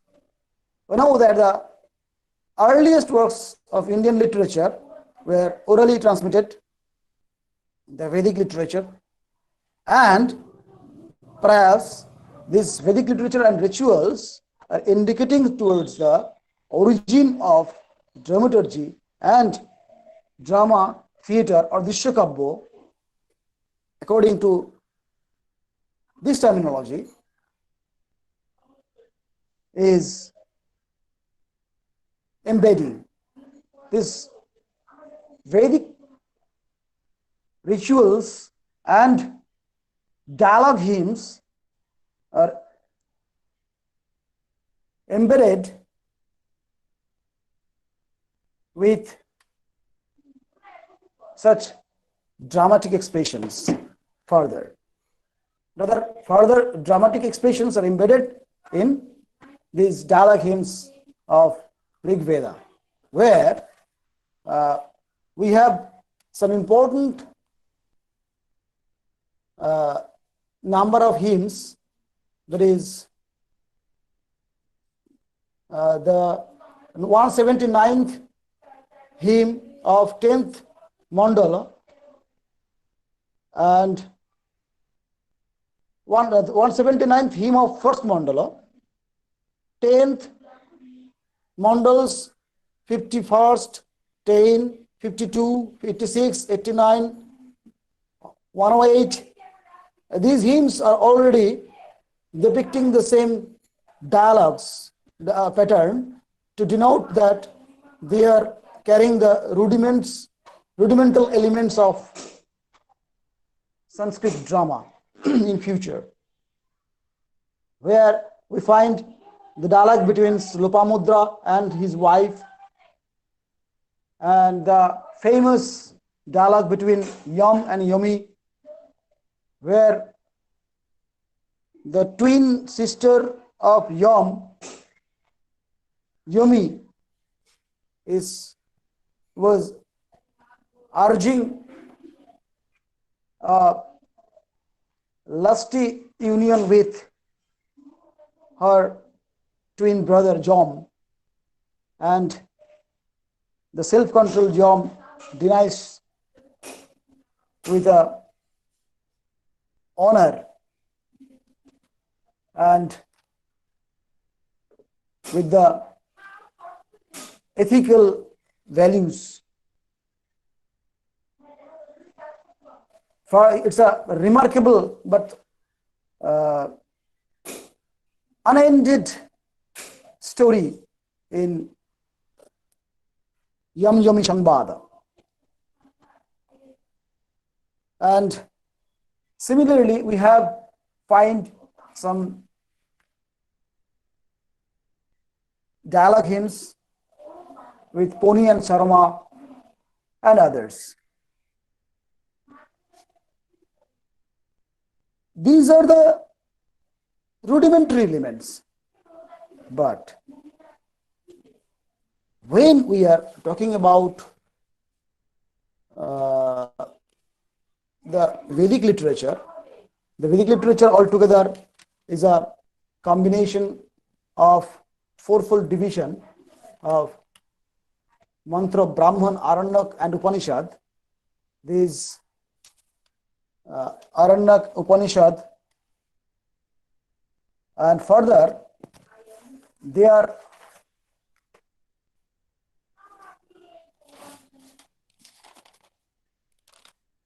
ended with a higher or supreme literature, Upanishad. After that, some ancillary or subordinating helping tools of Vedic literature, Vedangas, are originated. Among them, Shikha, Kalpo, Vyakaran, Nirukto, Chanda and Jyotish. Suparanadhyay is a far late Vedic text, which is completely denoting a form of drama or Drishyakabya that indicating the antiquity of drama or dramaturgy in this subcontinent. Now, let us see how this Drishyakabya or Indian drama are divided by and formulated by Natya Shastra in almost 5th century BC to 4th. Previously, our Manna sir and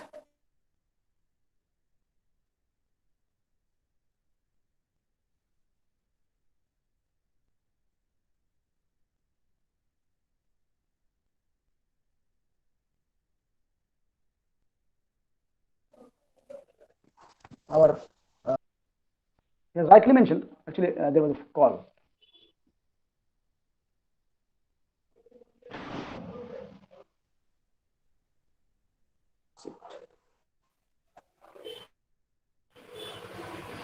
Am I audible? Actually, I was. Yes, sir. Yes, sir. You are audible, sir. Fine.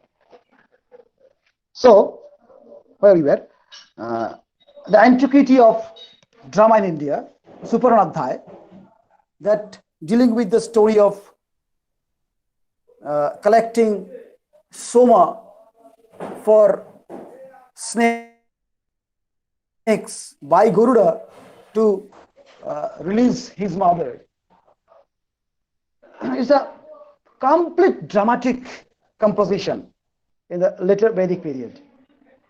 Although the Vedic period is a very elongated time frame, and starting from Samhita, Brahman, Aranyak and Upanishad, mantra, Brahman, these mantras are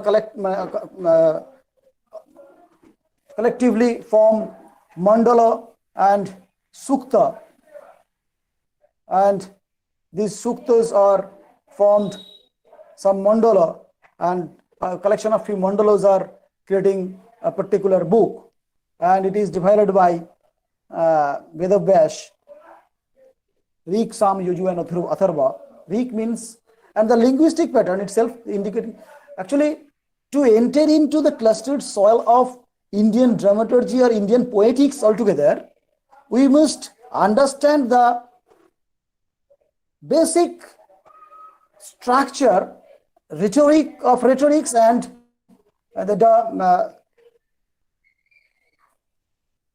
the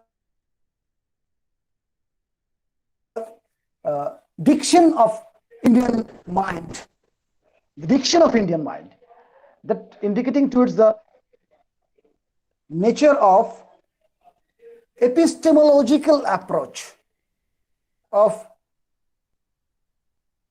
from the formation of words to losing the meaning, from Abhida, Vyanjana, Lakshana to Vyanjana, because the explicit meaning is not only confined by a shabda in a literature, that is uplifted to suggestive meaning when a simple word from the Lakshana, from Abhida to Lakshana up to Vyanjana. Abhida means the explicit meaning, a literal meaning, Lakshana, indicative meanings, and Vyanjana, that refers the carrier of Rasha, which is infinite. And according to Indian Concise, my Reverend Professor Ramaranjan Mukherjee, he used to say that all Indian shabdos or words are originated and intending towards the same supreme goal, subject to their compatibility, their pronunciation, and their innate power to attain the supreme goal. This Paramartha, from Artha to Paramartha, is the basis of Indian poetic study, rhetoric, Rasha, which is infinite, and how Rasha creates has been depicted by several scholars in several schools. You know, in India, there are two kind of vangsha, a life of human being. There is Janma Vangsha and Vidya Vangsha. Janma Vangsha, where we are belonging in the genealogical tree, and the Vidya Vangsha is from which school I am enriching myself to find out the salvation and the final achievement of human life. So, this Shabdo and Artho to create Rasha and the entire poetic structure, including dramaturgy and Drishyakabya altogether, is a single entity that diverge into many and again converge in the same singular point, is the beauty of Indian poetics. It initiated from a singular point, then diverge, and then again converge in a singular point. That is the Paramartha. Normally, in English language, such as sense, reference, denotation, connotation, designatum, and intention, these are the synonymous words or feelings that trying to indicate ortho or meaning, but in Sanskrit literature, the approach is much more finer. And apart from meaning, there are at least 20 other connotations of the word ortho.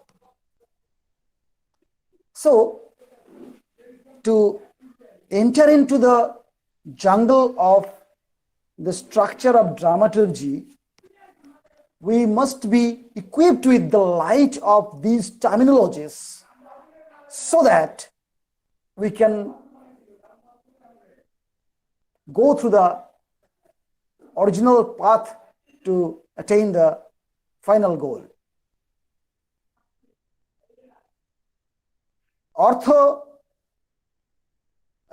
figure of speech, the origin of words to carry the meaning from Abhida to Vyanjana, means up to suggestive meaning from the explicit meaning.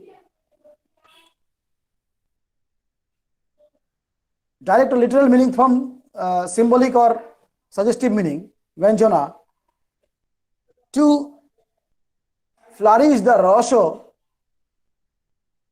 among the audience and the listeners. Shrabbatta drishyata punah drishya shrabbatta vedana kabbang didhamatam, because the Kabya literature in Indian conscience is again divided into two parts. That is, there has made of words of Abhida, Lakshana and Vyanjana to carry the rasha that is infinite to you, to induce you all, again divided into two basic parts.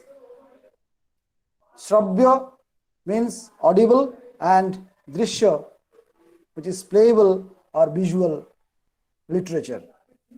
This visual literature is the subject matter of today's seminar or webinar, and we have to be confined in this particular domain. So, the master of the grammatic discourse of these particular domain of literature in India or Hindu literature, Drishyakabha, that has been originated from the core of Vedic literature, dialogue hymns and other rituals through Suparanadhyay up to Abhigyan Shakuntalam has been depicted by Natya Shastra, Dasharupaka, Sahitya Darpan, Abhinavagupta's creations, Shangadev, Bihaddeshi, Sangit Ratnakar, so on and so on. And to fill the jar of this particular form of art, we have to be acquainted to the state of psychological state, socio-psychological and linguistic pattern of the region as well. And that is why we have to be acquainted to the terminologies. And that is why the question of ortho and paramartho comes up. Similarly, another dimension of Indian literature is prosody, because from the origin of this language, when we have noticed that the previous form, that is Chandas, tied up Veda or Vedic literature with 7 meters. Start from counting of syllables or swaras. Gayatri, Ushnik, Anushtup, Brihati, Pongti, Trishtup, and Jagati.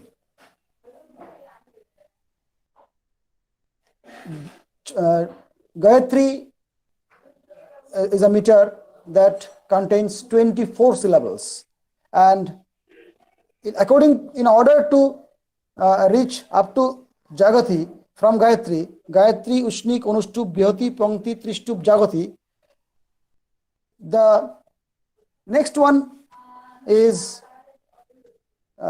bigger with 4 more syllables or 4 more aksharas. So Gayatri encoded with 24 syllables, when Ushnik 28, Anushtup 32, Brihati 36, Pangti 40, Trishtup 44, and Jagati 48. This is the number of syllables that are indicating towards the musical nature of this.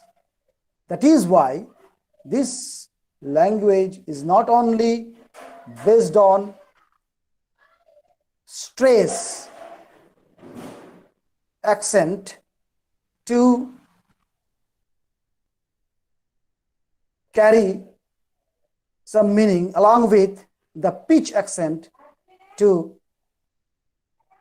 transform the emotions as well. That is why, along with stress accent, pitch accent is always equally considerable in this particular language, that indicating towards the musicalness of this language. And finally, this musicalness of language creates a vast literature that contains dramatic expression along with others, Sabbakabbas, Drishyakabbas, and they are called is usually Rupoks and Uparupoks, because Tad Ruparupat Rupakam, when some rupas or features imposed upon another, that is the creation with an artistic imitation, is Rupak. Tad Ruparupat Rupakam. When bhava or Vyanjana created by imposing other elements on a particular element is indicating towards Rupakam. And this Drishyakabba or visual poetries are divided into 2 parts, Rupakas and Uparupakas. Those who are intending to be Rupaka. And these Rupakas, according to Natya Shastra and other dramaturgy-oriented studies of ancient India, is indicating towards 10 varieties of these Rupaks and 18 varieties of Uparupaks. These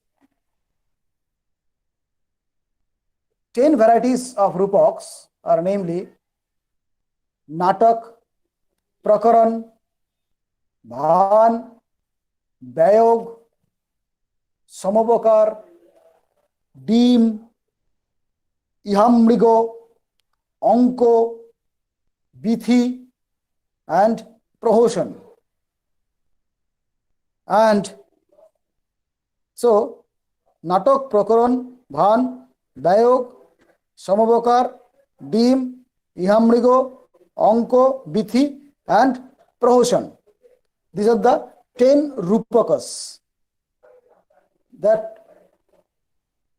depicted by Bharata himself along with his descendants, others.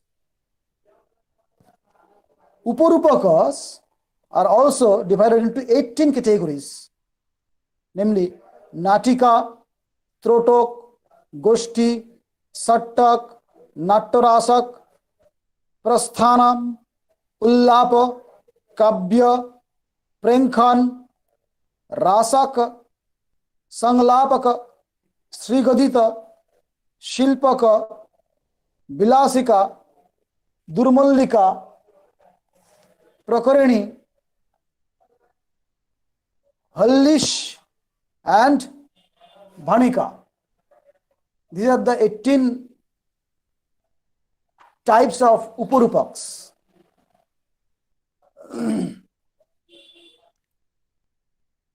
Now,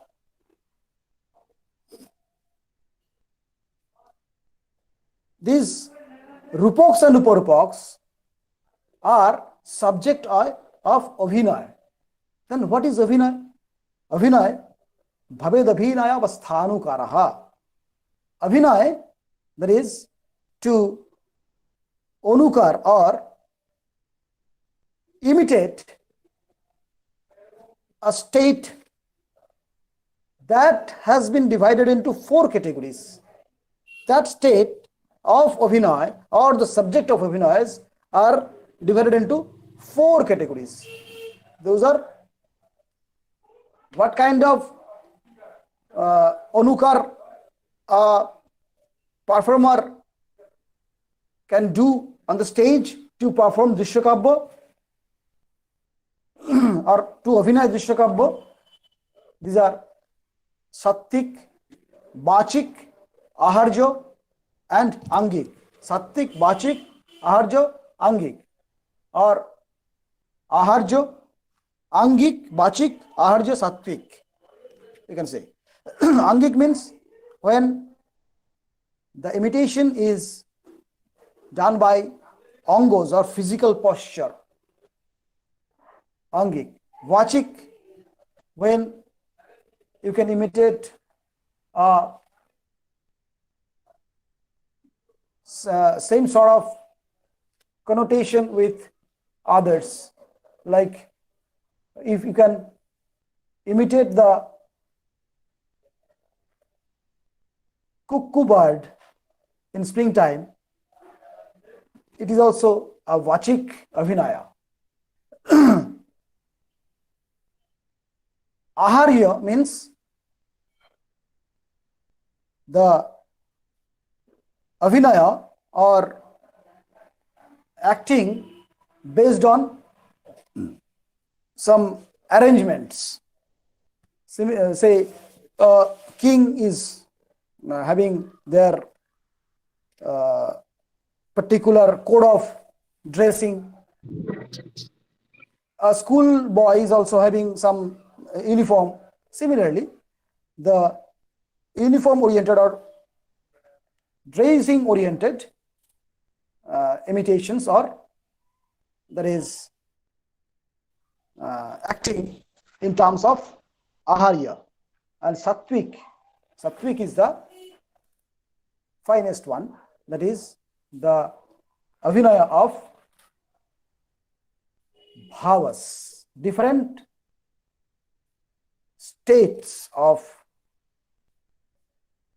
expression. Swed, mean when you are sweating, you are feeling agony, deep agony, or feeling sorrow, or with joyful or joyous expression. All these are belonging to Sattvic, means these are the Abhinayas of bhavas. So Bhaved Abhinaya Avasthanukaraha. Abhinaya or acting is the anukara of avastha, And these avasthas are divided into 4 categories: Angik, Bachik, Aharya, and Sattvic. Angik through different postures, Vachik through vocals, and Aharya with dress or code, and Swatik with the bhavas. When somebody is expressing some mood of others, this origin of Sanskrit drama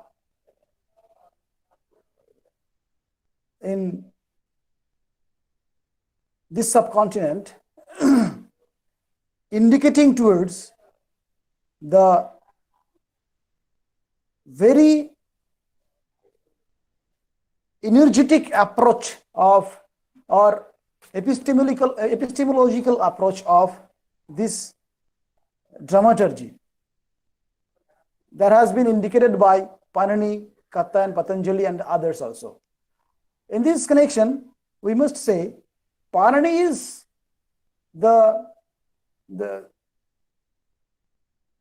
another milestone of the stature that he is the first grammarian of this planet who deals grammatical laws with the help of human anatomy.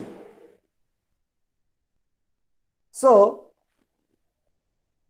that indicating towards the finerness of Hindu approach towards art and literature altogether with the help of linguistics itself.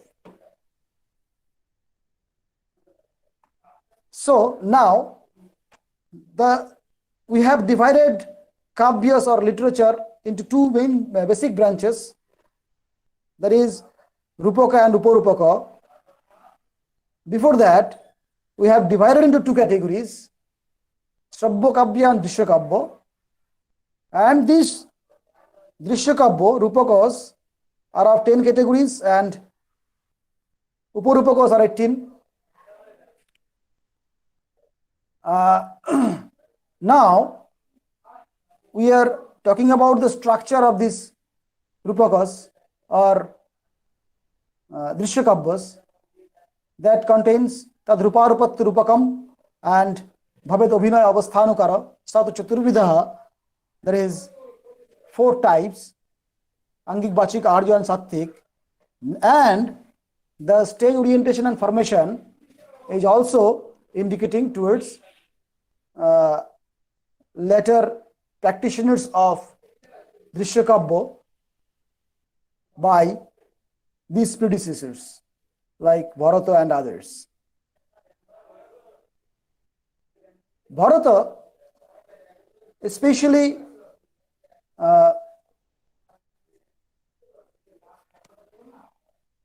the Indian classical drama, that is, Sir mentioned the name of Ashwagosha. Ashwagosha, who was a disciple of Hinojan Buddhism,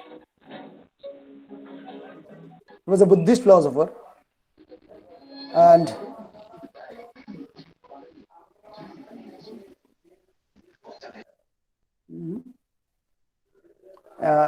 is the time over? Is the time over?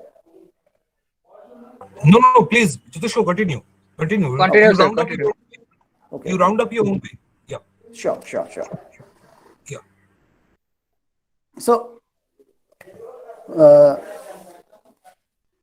Kavya and Shrabya Kavya and their structures, we are talking about in terms of the practical examples from the creations of maestros like Kalidasa. Kalidasa is a milestone. He composed 3 Drishya Kavyas: Malavika Agnimitram, Vikram Urvashya, and Vigyan Shakuntalam.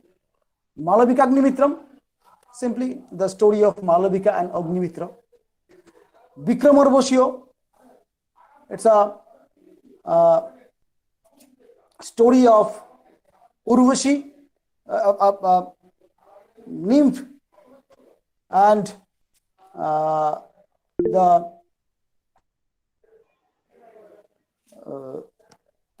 the king of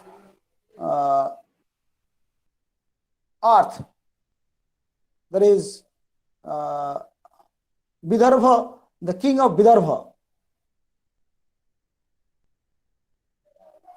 Malavika Agnimitram is the a raw composition of Kalidasa's stature,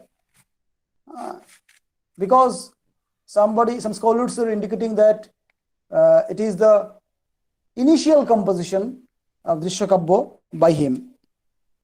And the Urvashi and Pururava, the king, Urvashi is a nymph and Pururava is a king on earth.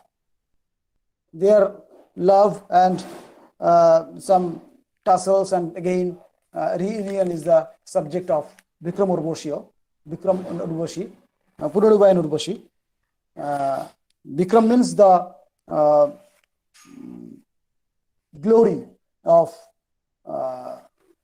the king Pururava. Pururava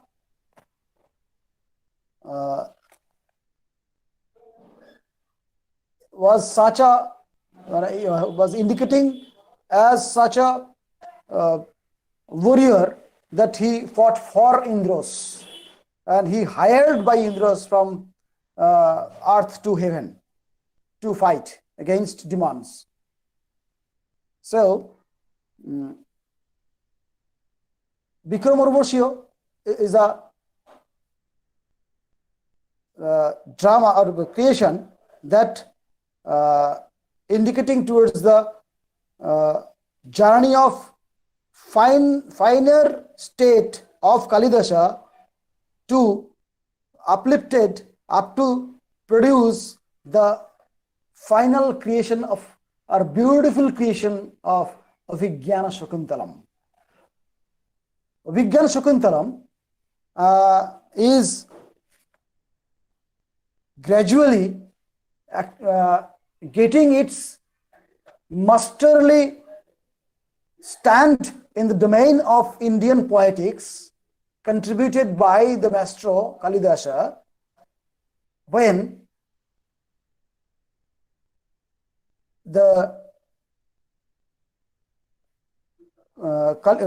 master Kalidasa has practiced into several pre-matches like Malavikagnimitram and Vikramorvashya. Finally, in all pervasive ways, Avigyan Shakuntalam has been created to denote a final form of Nataka, is a category of Rupaka of Drishyakabya, is being observed.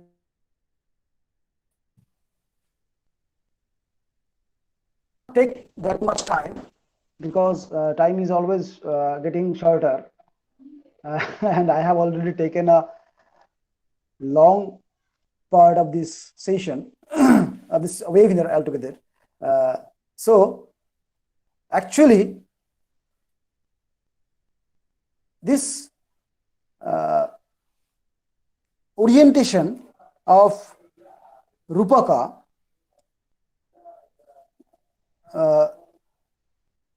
indicated by predecessors like Bharata and others. Although, according to the mythological story, Bharata was the first dramatic poet of this land, and he has created Tripurdaha and Samudra Manthan for the pleasures of deities during far more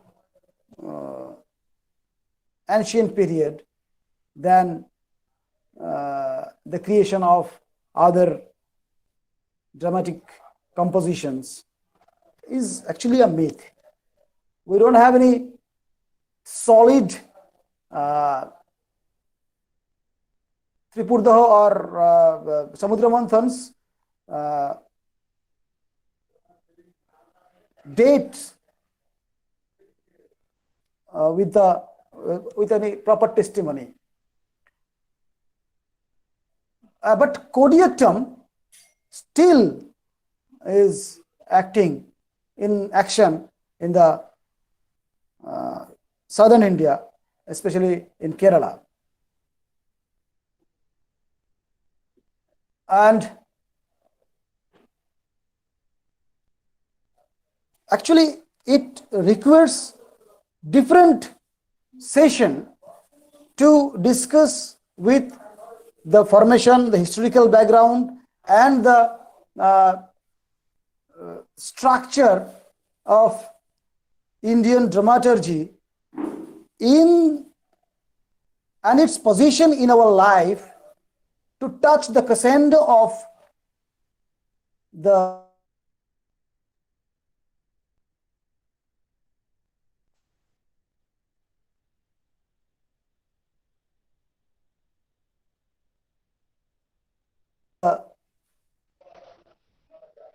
that has been designed with beautiful colors and features of different creations by maestros like Kalidasa, Shudraka, and others. The nature and feature of these rupakas should be studied carefully, and the structure and the do's and don'ts that mentioned by these ancient literature of dramaturgy in India has to be studied carefully, very carefully. For example, we can say that there are distinct indication towards the formation and the acting of Drishyakabya on the stage, along with the formation of the stage and with the indication, the nature and feature of the characters, Nayaka, Pratinayaka, Vidushaka, Naika, Beta, and others, so on and so on. So this has to be studied very carefully. But now we have to, the time is to conclude. So actually, with the help of Kalidasa, now we have to conclude that the final creation that has shaped at the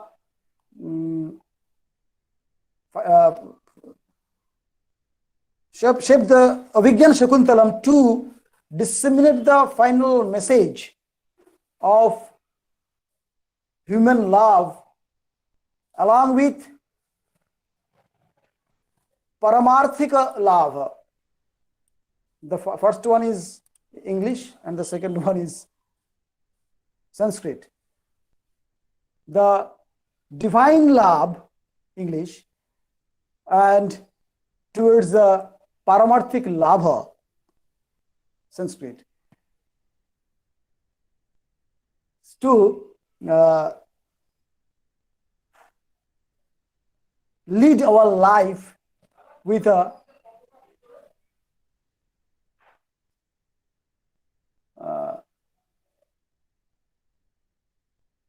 ethical parameter in front of us. Actually, these creations of literatures are meant to create, to cater the message among others, those who are not able to enter into the world of knowledge kingdom with the super intellect. Thus, for them, to help them and to coexist them on this planet with the degree of precision of the parameter of life, the dramaturgy, Drishyakabbo, Nataka, Natyam, Rupakam is considered in Indian conscience as the fifth Veda or Pancham Veda, is the indicating towards the importance of this particular set of literature in India. And finally, I think the time is over. I will not take so much time. I have to conclude by the translation of Goethe, who remembered or praised Shakuntala as the finest creation on this planet. And he wrote, "Wouldst thou the young year's blossoms and the fruits of its decline, and all by which the soul is charmed, enraptured, feasted, fade? Wouldst thou the earth and heaven itself in one soft name combine? I name thee, O Shakuntala, and all at once is said." Goethe. And now, finally, I'd like to conclude my speech for today, and with a hope of meeting again to discuss other parameters. Those are due to the lack of time, I am unable to express in front of you, and those are really inevitable to know to us to enter into the clustered soil of Indian dramaturgy. And like to conclude the speech with a quotation from Amitabh Bachchan, who happens to be a legendary in his life. Once delivered a speech on the stage of National Film Festival, and I had the opportunity to listen it during that time, being a member of Film Club Jadavpur University when I was a student of Jadavpur University. He once said that even today, the basic pattern of Indian film, that is actually the present form of Indian drama, carries through Bollywood and others. Actually, they are also carrying out the tradition. And Amitabh Bachchan himself, he told that, he has mentioned in his lecture, I have heard through my ears, that I am conveying to you, that even today, the basic pattern of Indian filmmaking or theaters is having the same dimension and the same ethical parameter. That same conflict between Shu and Ku is on, and that prevails in the Ramayana, Mahabharata and other Mahakavyas, is still carried out by the scripts of films of Bollywoods and others in India. So, with this quotation, I'd like to conclude my speech for today,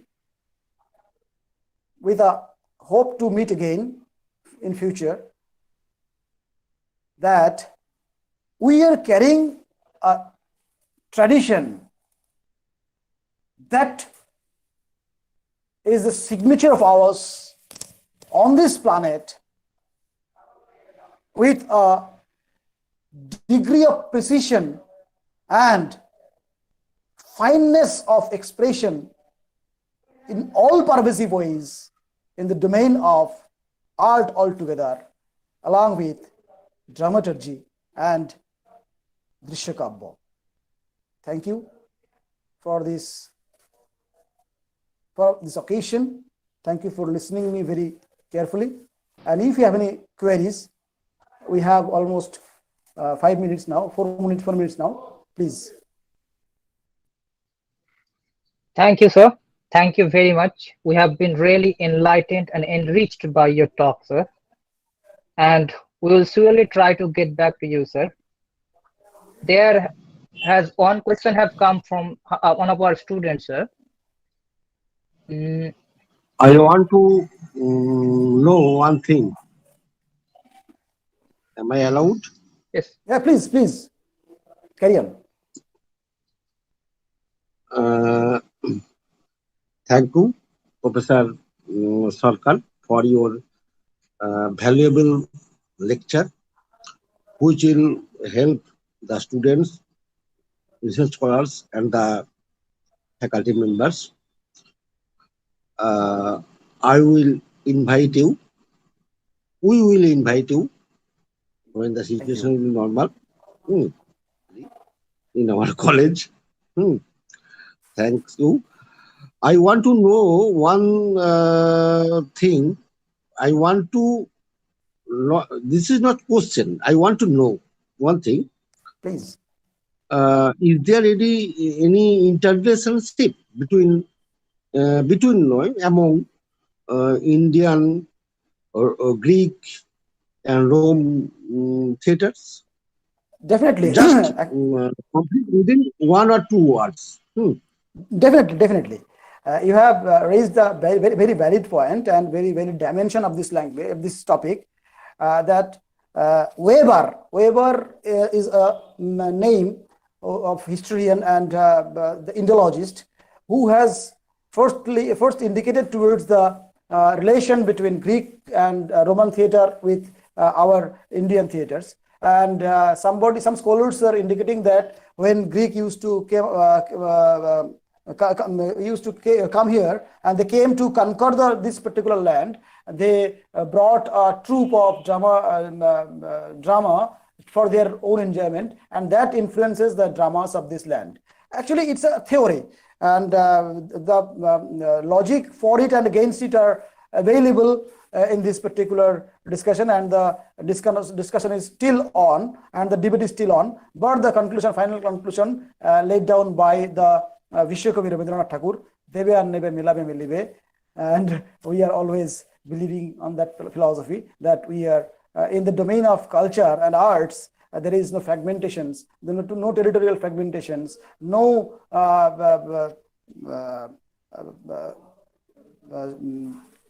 powerful or beast approach of human can destroy this. It's a tender feelings of humanity, in the tender part of humanity that blossoms in the form of literature and art. And so similar to the formation of language in every corner of the globe, the art and craft along with drama and the similarity and dissimilarities are the same, and that's a natural phenomenon. Thank you, sir. Thank you, Professor Sarkar. You are a good speaker. Thank you again and again. We will invite you in our college for physical meet and your valuable lecture. It will be done in future. Thank. Namaskara. Thank you, sir. Sir, one of our students have put a question, sir. Please. Why is there the absence of the genres like tragedy or comedy in classical Sanskrit literature? Rather, plays incline more towards what the Elizabethans and Jacobeans framed as tragicomedies. Actually, yes, a very valid question that the lack of presence of tragedy in Sanskrit literature, according to the so-called or the stack of works we have in our hand, we have seen that the most plays of Indic creations are with Shringar and other Rashas, Veera Rashas, but the tragedy, the human trickery and others, if you can see the Mritchakudi, later compositions after Kalidasa is actually milestone. Indian dramaturgy has been studied with the framework of from ancient period to Kalidasa and from Kalidasa to other modern up to modern period. After Kalidasa, there are several compositions with tragedy or tragedy oriented, and in modern Sanskrit literature also, but these are not that much famous due to lack of so many reasons, and that is why are noticed properly. But still, what I can say that elements are there, but the flourishment of tragedy in Europe or Western dramas are much more distinct than in the Indian dramatists. Thank you, sir. Basudev sir has put an observation, sir. Fascinated by your deliberation, Professor Sarkar. Thanks. I just wanted to ask you, what is your take on the discourse that classical Sanskrit theatre might have been influenced by classical Greek theatre around 326 BC and thereafter? Does such a contention, as some scholars are making, have any documental or intellectual basis? Thanks once again for being with us. I think Jyotishko has sufficiently answered that question, which I put over here, when he commented upon Noboda's, the query he made. Yes. So I think Jyotishko, I would like to thank you for your observation on this. I was interested, so I put that question, and you have answered that brilliantly. Thank you. Thank you so much. Welcome, sir.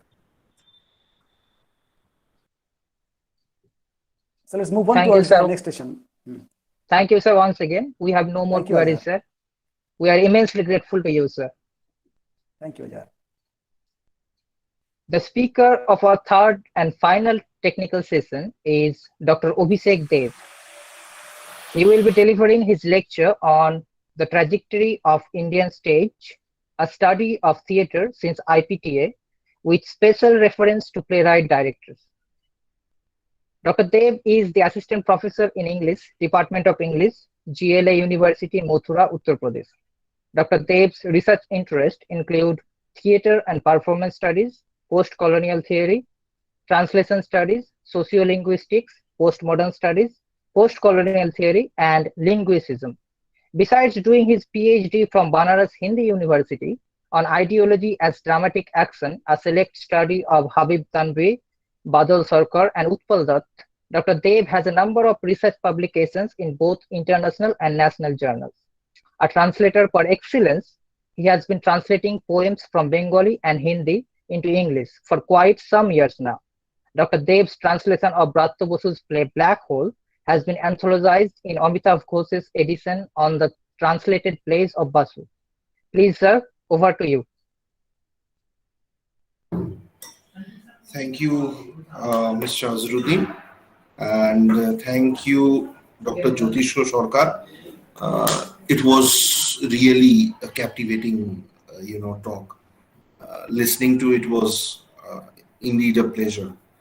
And thanks, Vasudev, sir, for giving me an opportunity to reach out somewhere where I have never been. Murshidabad is a district and Jangipur is a place I have never visited.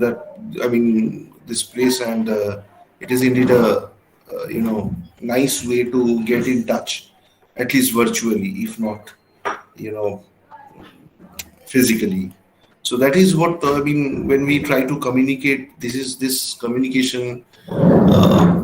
At one time it was physically, presented. Suddenly communication became with due to such COVID instances, it became virtually transferred. And due to this particular factor, as I am talking about communication, I bring myself onto my topic, which is, which has a lot to deal with performance, which has a lot to deal with communication. Lots of things are there, and I will try. My level best. I know the students over here are already well, you know, acknowledged with all these particular things that have happened in European theatre, courtesy Dr. Manna, and Sanskrit theatre, courtesy Dr. Sarkar. So I'll try my level best. If not to add many things, but to add certain changes that have occurred in this particular time. So it allow me to,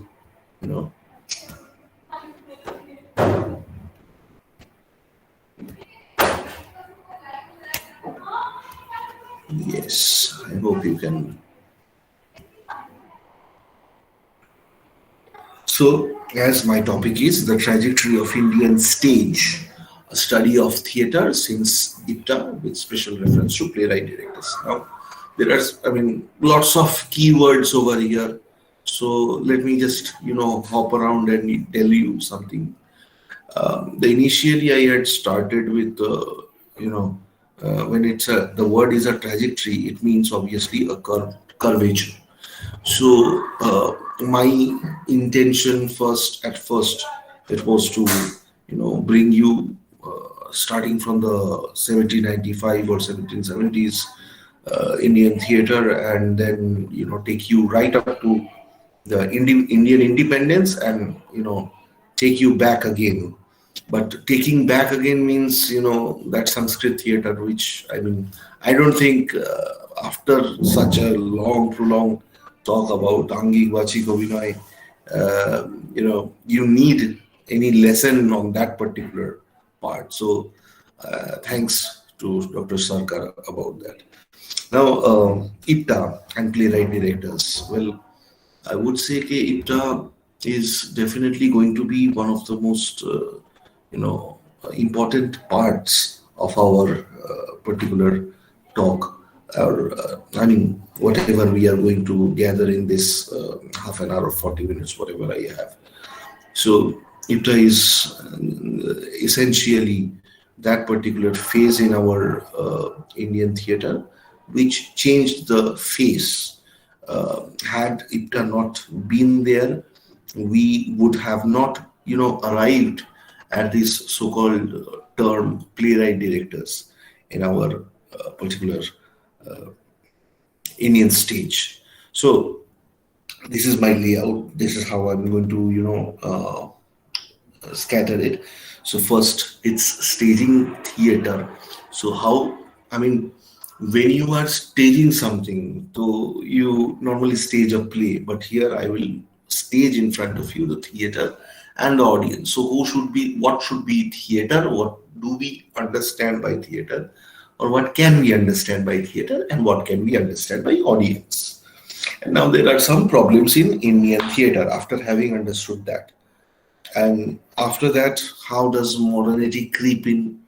Obviously, and how does PWA's role acts into, this bringing modernity in Indian theatre, how IPTA has been facilitating this particular modernity as well. What do you understand by modernity in this sense? And how playwright director emerges with, a handful of references to a few particular plays.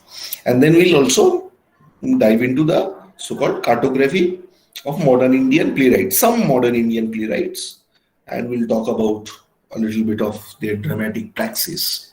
So what stagecraft, how do their stagecraft, appear different from each other. and then we'll talk about if there can be certain recommendations after this particular presentation. So here, if we come into the first particular part where I'm going to talk about how theater and audience ought to be. First of all, in today's world, it is a particularly kind of mystery, rather, I would say, which is fiction, which is history or fact. That is the most challenging way of perceiving reality. Even if you watch a particular, I don't know if you watch web series or not, but there is a web series known as Narcos, and it starts with a particular line that there is a reason why magic realism was born in Colombia, because in Colombia's history, reality, I mean the fact of believing in the reality became very much difficult. That's why they say that Colombia gave birth to magic realism, which I guess if you have read Salman Rushdie by now, you must have gone through magic realism. Now, magic realism, if not, if you don't know, then it's a device of the postmodern device in writing novels, which is going to offer a few unfamiliar. Sir, you are not audible. Okay.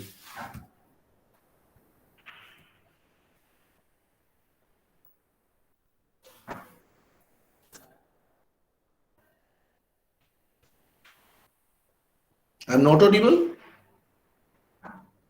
Yes, sir. Yes, sir. You are audible, sir. Okay.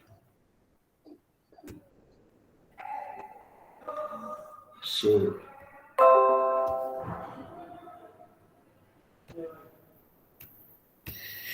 yes, so as I was talking about that, how magic realism is a postmodern device where the unfamiliar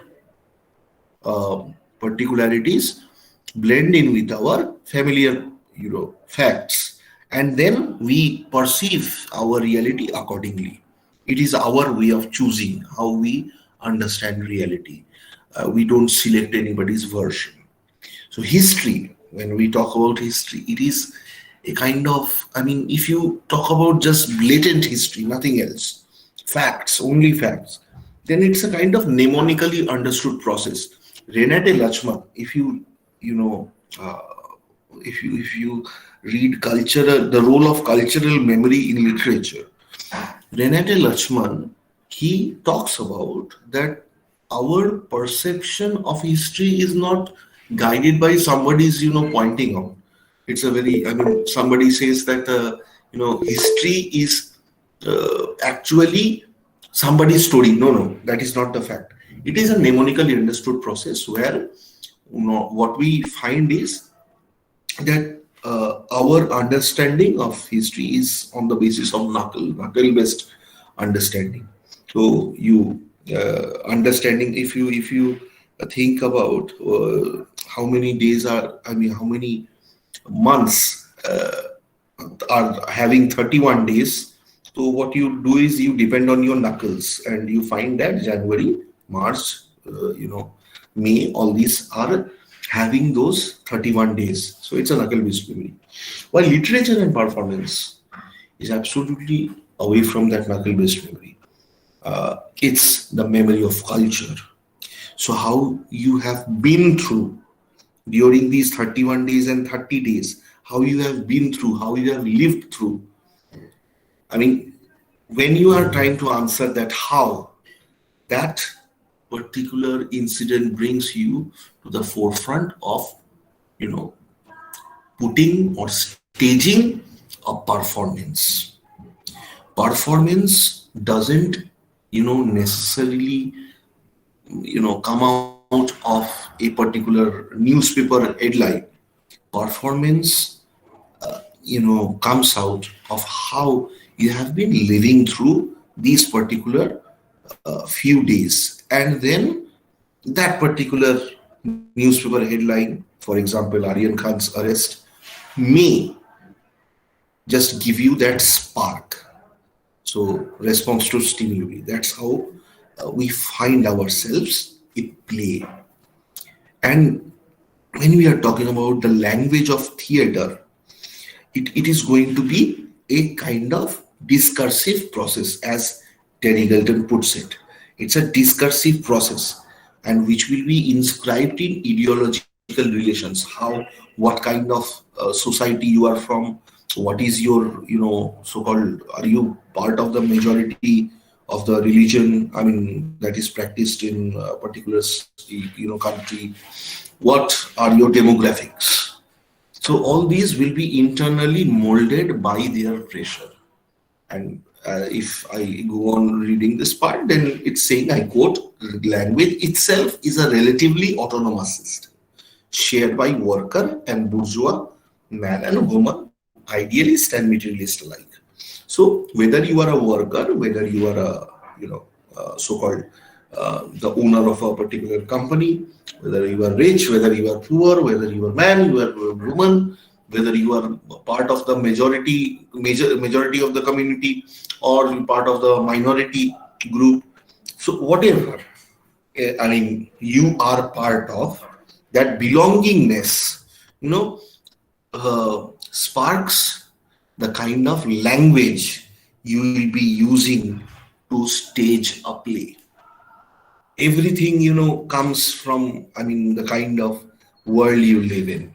So, when you find that form is important or content is important, when this question comes first, normally we go for the form part, because content, if you build the content first, you may not be able to stage it in front of those people for whom you had written.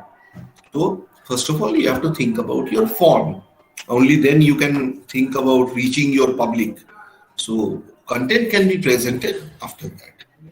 And when Lenin, he speaks about who this audience is going to be. So if you are building a particular form to actually present it before an audience, Lenin gives us an opinion.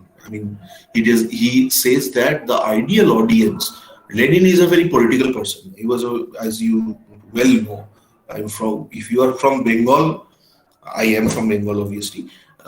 Both of us very well know that, how the so-called Marxist or Marxian, I would say, if not Marxist, because finding a Marxist in West Bengal is extremely difficult. But Marxian believers will say that ideal audience for political exposure is the working class. So anything, working class is the class which can actually respond to any stimuli, any political stimuli. And that is why Lenin, be it Engels, be it anybody, be it today's Eagleton or Raymond Williams, anyone, all of them believe that these are the people, this working class has nothing to lose but the chains. They have the world to win. So, as I am quoting from the Communist Manifesto, so they can react to any particular historical, so-called historical way of or historical, I would say, a kind of ripple that has occurred in our world. So, and that particular working class is most capable of converting this knowledge into active struggle, even when that struggle does not promise palpable results. Well, it seems so easy right now that theater means, well, a discursive process built with, ideological relation, audience, well, it has to be the working class. But it is not so easy for our Indian, theater. When you start talking about Indian theater, or rather modern Indian theater, it took years, hundreds of years to actually reach today's theater. And it was so difficult back in those days. I mean, you hardly understood what theater really stands for. If you think about our Charon Kobis, okay? All the Charon Kobi of our, Bengal, they also presented, they sang on the streets. I mean, I'm talking about way back, somewhere back in 1800s. So though these Charan Kavi poet minstrels, if I may, with a very loose translation say so, the Charan Kavis had to perform in front of the people. But was it theater? No, because all Charan Kavi had was his song and the content. But so-called mobilizing the class, or mobilizing the people in any direction, be it nationalist direction, be it so-called classist direction, that was very difficult at that time. So let us see what the difficulties at that point. Before that, I would like to talk about what is theater.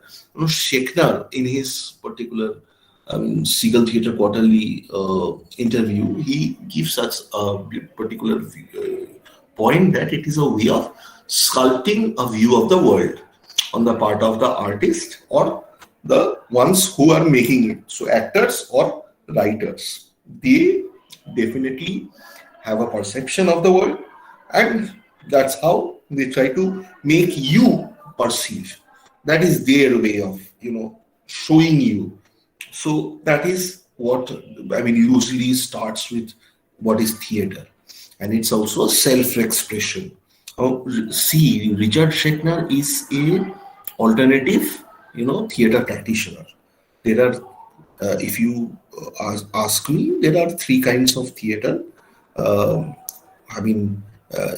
were 4 to 5 kinds of theater in the earlier days, but today Sanskrit theater, apart from K.N. Panikkar or B.V. Karant, is not performed in that magnanimity. I would ask for Dr. Sarkar's advice in this case. I haven't seen anybody else performing in that particular way. The others might just use the Sanskrit language, but not the Sanskrit theater. That all the richness of Sanskrit theater is not there. So what we have the proscenium theater, so-called the Westerners theater, the folk theater or indigenous theater that we have, all the tamasha, bhawai, you can also all the Chhattisgarhi theater or today's nukkad. All these are part of our folk theater. And the third one, what is the third one? That is the alternative theater. Alternative theater rejects the excesses of proscenium theater and also folk theater. Now, in that case, Richard Schechner is a huge practitioner of that, his own alternative theater, and therefore he has simplified theater in this sense. He didn't take it to that level of understanding, because he understood that if he went to kind of Adolf Appier's vision or Meyerhold's vision, then it will be lots of things will start coming in. And obviously Richard Schechner has also studied Bharat Muni very well. So he personally, when I met him, he only meant to be using Bharata's Angika Vinay in his garage theater. And if his garage theater is more of sounds, moanings, all those kind of things, and body movements rather than dialogues. So he has simplified this particular definition of theater in this today's, I mean, this is the most modern way of defining it. So it's also self-expression, but it's often the self-expression of the performer, definitely, who may not be the principal person who sculpted the vision of the world. So there's a kind of tension between the composer or the author, who may also be the director, and the performer who's expressing himself. So there is a multiple expressions. That's what we find. What are the problems then we find in Indian theatre?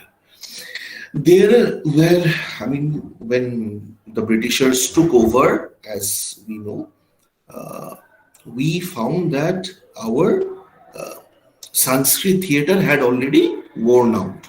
We had more generations of speakers in Sanskrit theatre. What happened otherwise was that the so-called, there is nothing, so I mean, that Urdu theatre, there was no Urdu theatre in the Mughal times. So they didn't care much about, you know, so-called performances in front of people where, you know, because theatre is such a politically such a charged instrument that one content and it may drive the people totally against the monarchy. So they didn't, you know, practice much about, well, I doubt if the Mughals understood even that particular part. But if they even if they presented something in front of a huge mass, they at least knew that it can create huge furor against the monarchy.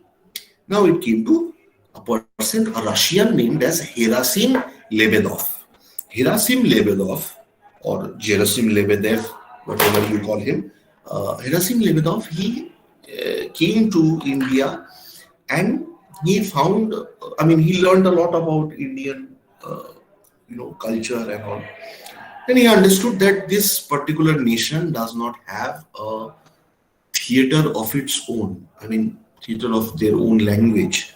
All that we were seeing everywhere was proscenium theatre built throughout the city of Kolkata, and therefore it came to him that he must develop a theatre of this particular country. So he developed the Bengali theatre in 1795 with the help of Golok Chandra Das, who was his teacher at that time. And his particular theatre was opposed to the all British theatre. By all British theatre, I mean British content, British form, British actors even, which was, I mean, and proscenium theatre which the Britishers had brought was more attractive than the other theatres, definitely.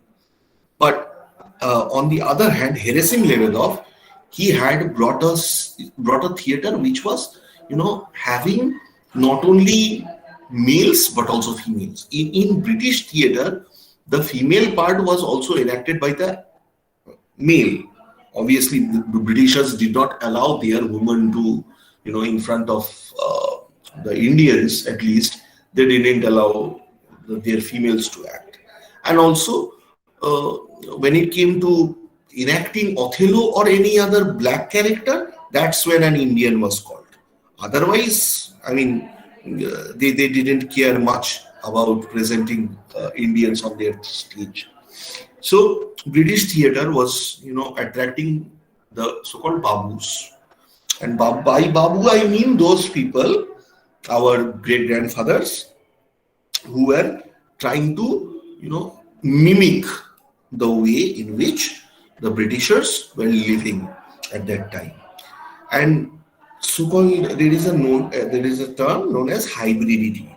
Okay, later on, if you read a bit of Bhava, Homi Bhava, you will come to know that hybridity means where you are trying to enact or, you know, copy another culture, another person's culture, and in doing so, neither do you, you know, equate yourself with that foreign culture, and nor can you maintain your own culture. So you are neither here nor there. And this is what, I mean, these Babus were failing, but those Babus were not willing to give up. They began to eat all those with a knife and fork. they had to watch theaters that were proscenium, not the folk ones, because the folk theaters were watched by so-called the desi and those peoples who were poor. So the Babus didn't want to reflect that particular way of, their way of their lifestyle. So what happened was, the women who were being, however, mostly played by male characters, like Othello, as I had said, and Afro-American, and Othello, and also that particular play, The Merchant of Venice, where there was an African suitor for Portia. So all these characters were being played by the Indian characters. Now, in this entire phase of 1795 to 1871, nothing really happened much. All that was, Lebedov, in his own way, he tried to, give us as much as possible, Bengali translations of English plays or European plays, but he couldn't create that, sense of nationalism until Nil Dorpon arrived at the scene. So 1795, that particular year was, if it was marked by the first Bengali theater, so-called Bengali adaptation of the play Disguise by Lebedov, 1872 marked the first, marked the second wave of our theater, which was in more nationalist in character, Nil Dorpon by Dinobandhu Mitra. And when he brought it into the forefront, what we see is that it became, Indian theater took up a character of, then became a medium of struggling imitation or entertainment and socializing occasion for those English people. And all these Shambhajar theater, Hindu theater, Jorashako theater, actually they were pleasure houses and more, they were private, they served as private orchards for these Britishers, and art was straitjacketed at that time. But later on, it became, there was a time when they started to open up themselves. Now, coming to, then if we ask, was Nil Dorpon then, so-called first modern theatre, drama? No. The first modern drama that, as Anandalal suggests, is Krishna Mohan Banerjee's The Persecuted. And unluckily, it was never staged. And as I am saying, what I mean by modern in this case, in that particular contemporary scenario, its modern lies in the social criticism of the conditions around for the first time by a dramatist of India. So nobody could open their mouth before that, before 1830s. Okay, so 1831, this particular play was the first social criticism that Indian theatre found. And one more thing I would like to say is that the Britishers, since Nil Dorpon, they also understood one thing, that this is going to set up a rise in Indian nationalism, and they also, brought a seditious, performance act and tried to, take us down as much as possible. After 1872, that is the second phase of Indian theatre, it continued right up to 1944. And in this time, we find Nil Dorpon, Bharat Durdasha, Andher Nagari, all these kind of plays which were coming up as political satires. So here came the phase where people started to open up, open their eyes. And actually, the reason was because right from 1830s, this cotton plantation in Bengal had gone down drastically, and people were totally, at that time, they were without their means of livelihood. What happened was, they say in 1857, that particular, you know, so-called rebellion is not a rebellion of sepoys. That was a rebellion of the deindustrialized cotton planters. So from 1830s, the way they had to leave their so-called profession and take up arms, it was that rebellion. So this discontent is not actually, you know, class, a particular this cotton planter class, you know, focused. It was all around. It was piling up everywhere. People were rebelling in their own way. So that personal rebellion had to, you know, take up a more nationalist character, and that particular nationalist character had, you know, needed time. It was not so quickly this particular thing could have said. So 1876 Dramatic Performance Act. So as I had said, this was a straitjacketing of artistic expression. So since 1876, this cutthroat, you know, competition, and you know, as fast as you can, you know, silence the voice, all these kind of things were happening. And during that period, where we find, I mean, in the next, in that late 19th century and the early 20th century, we find such people like Tagore, Harishchandra, then Jayashankar Prasad, all of them going for that aesthetic drama. Now we often wonder what was our role of our intellectuals. So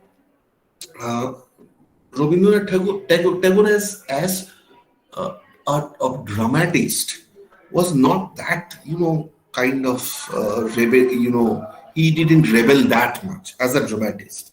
So he chose aesthetic drama or Drishya Kabya, as Sir was talking about so much.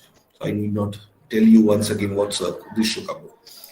And against that was this, you know, huge furor caused by Girish Ghosh, Shishir Bhaduri, Abbas Ali.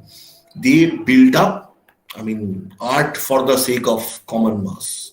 So what happens is, on one side you have a particular kind of serious art being practiced. I won't say it was on the other side there was non-serious art. On the other side there was popular art, and that popular art was also, you know, Girish Ghosh to Abbas Ali, all of them, or even Aga Harsha Kashmiri, you know, who translated Hamlet and gave it a you know, gave it a comic ending, rather, I mean, not a tragic ending. So all these people built up a popular art which had something to deal with the mass, and obviously there was social criticism and all that was okay. And this is how one thing was essential. Rabindranath Tagore was not on the side of Babus at all. So that Babu-centric theatre art was finally, you know, that last nail on the coffin was hit during this time. And the Jallianwala Bagh and all these historical facts, that they were also pressurizing the so-called, you know, dramatists to write more plays that was critical in character. But till then, directors, so-called, remained merely as stage managers. What was the role of directors? You know, back in those days, if you you know, read a bit of Parsi theatre or Bengali theatre, basically Parsi theatre, the stage was a kind of I mean, a kind of merry-go-round. Okay, so there was a kind of rotator right in the middle, and it had at least 4 segments on that circular plate, and whenever there was a change in scene, it was pushed by someone. Okay, that was the kind of theatre that Parsi theatre was serving. What was the role of the director in our Kolkata theatre, our Bengali theatre? push the rostrums or bring down the, ask somebody to bring down the curtains, or, make someone exit from the wings. So all these things was the role of a director. But here I would like to talk about a little of what G.P. Deshpande has said, that he talks about Anantapat and Anantapathak. Okay, Anantapat means multiple readings on the part of the readers can lead to, lead to misreadings. And Anantapathak, which is multiple, multiple readers can get to, also or create a situation where there will be multiple misinterpretations. So if a dramatist writes for the people, so the readers who are from different particular classes, they may understand in different ways. And that is why Rabindranath's plays are not that popular in that sense, as why we call him our so-called the poet laureate. He is a poet laureate of our own country, so he is more remembered from that. So the kind of readers were not created at that time in India, because the Indians at that time were more focused on looking at or finding the content rather than the form. While on the other side, we had these people, the actors. If the playwright wrote plays, then the actors would read it. And what the particular thing happened was they created situations of misinterpretation. One particular actor understood Hamlet in one way, the other particular person might have understood it in another way. One must have interpreted the particular, the deferring of murdering Claudius due to probably Oedipus complex, and the second one might have deduced it that it was because it was because purely Hamlet was a so-called person who was suffering from indecision. So these things were happening. So the director actually asks, when does a play become a play? When it is performed. A play is, wrote to be performed. So if the stage manager, or director, if they do not write the plays, then it becomes a problem. If they do not believe in the plot that they write, then how can they, persuade the audience? Similarly, if the playwright writes the play and also directs it, he will be able to, express it in a much better manner to the actors if there is something. And sometimes there are some plays, there are some groups who create the play themselves. There are workshops, and that's how a play is created. The actors create those plays. And Sanskrit plays, Parsi plays, original and adapted plays in the cities only found the director. So in this manner, trying to build a proscenium theater for every content. And this was a problem. At that time, all the directors were, be it any content, even a folk, story found a proscenium theater. So that was the problem. The inconsistency of content and form became a huge problem in our so-called Indian theater. And the Jatras, Bhavais, Tamashas were losing the control of the director on the form, as the written script overhauled the attention of the mass, where they try to identify with their likeness. So these, normal people back in those days, when they came to watch a particular jatra, a person who worked in the field throughout the day, he wanted to see some likeness of his in the on the stage. Uh, and if there was only Ram and Sita and Lakshman and the Mahabharata, then what happened was, I mean, the story was often being told, and it came to a boring session. So they even wanted with a change in, after Neil Dorpon, there was a change in the demand of jatras and folk theaters as well. But that was not happening in our, Indian theater. And as I had said that in G.P. Deshpande here, he talks about this particular fact that the dramatic text, the dramatic word is twice born, like the upper varnas of the Indian caste system. The word is first born when the playwright writes it. It gets its second birth when it is spoken on the stage. So performance, it's a second, birth that happens. So in this way, he wanted to, he at least kind of, he hinted that there must be a fusion between the two, between the page text and the stage text. So once there is a fusion between the two, only then can we create or understand a play in its entirety. Because otherwise, I can tell you there was a huge case of between Samuel Beckett and American Repertory Company. The American Repertory Company was the person who, was a group who performed a play by, written by Samuel Beckett. Now, but Samuel Beckett, when he watched the play performed, he didn't like it, and he went to the court.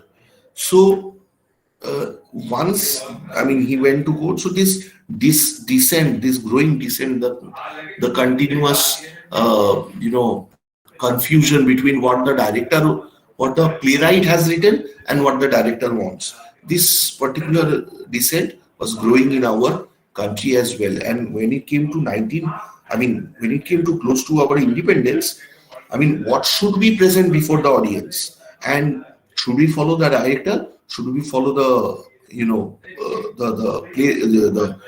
playwright? Which one? That was also a question. And these things sped up themselves. And while IPTA came into the scene, we had to arrive at what kind of theater do we want to produce. Look at this particular quotation of, Progressive Writers Association. Well, Progressive Writers Association was a, called intellectual branch of, branch of intellectuals who, had to respond to this particular freedom movement or anything that was going on in our country. It was basically a leftist branch of Communist Party. And in this kind of 1936, when they said that we believe that the new literature of India must deal with the basic problems of hunger and poverty, they actually, so-called understood what the demand of Indian theater was going to be. So they clearly put these things in front of us, what we require from Indian theater. So all that arouses in us the critical spirit which examines institutions and customs in the light of reason, which helps us to act, to organize ourselves, to transform, we act as progressive. So all those things which will help us to become progressive, we will accept as modern theater or modern, literature. And, when such a particular thing was said, we understood that content is going to be superseded by form.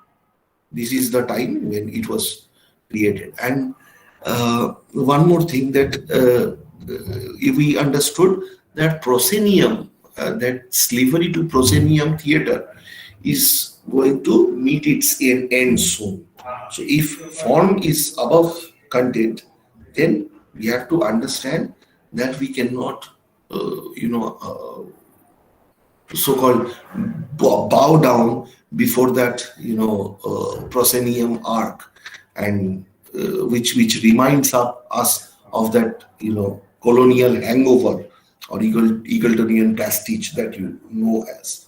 Eagletonian pastiche is a term that Eagleton had used to just refer to modernism and postmodernism. He had said that we often do a kind of parody, but there is one way of, there is a way of parody where even if it is trivial, there will be a bit of seriousness. For example, Vincent van Gogh. Van Gogh was a modernist painter, so he painted a pair of shoes. But the way pair of shoes is, daily life. There is no aesthetic, beauty in it. A pair of shoes. Who draws a pair of shoes? But there is no aesthetic, greatness in it. But the way he drew it, the way he painted it was fabulous. On the other side, Andy Warhol, he also painted, a particular picture and named it Diamond Dust Shoes. Andy Warhol's picture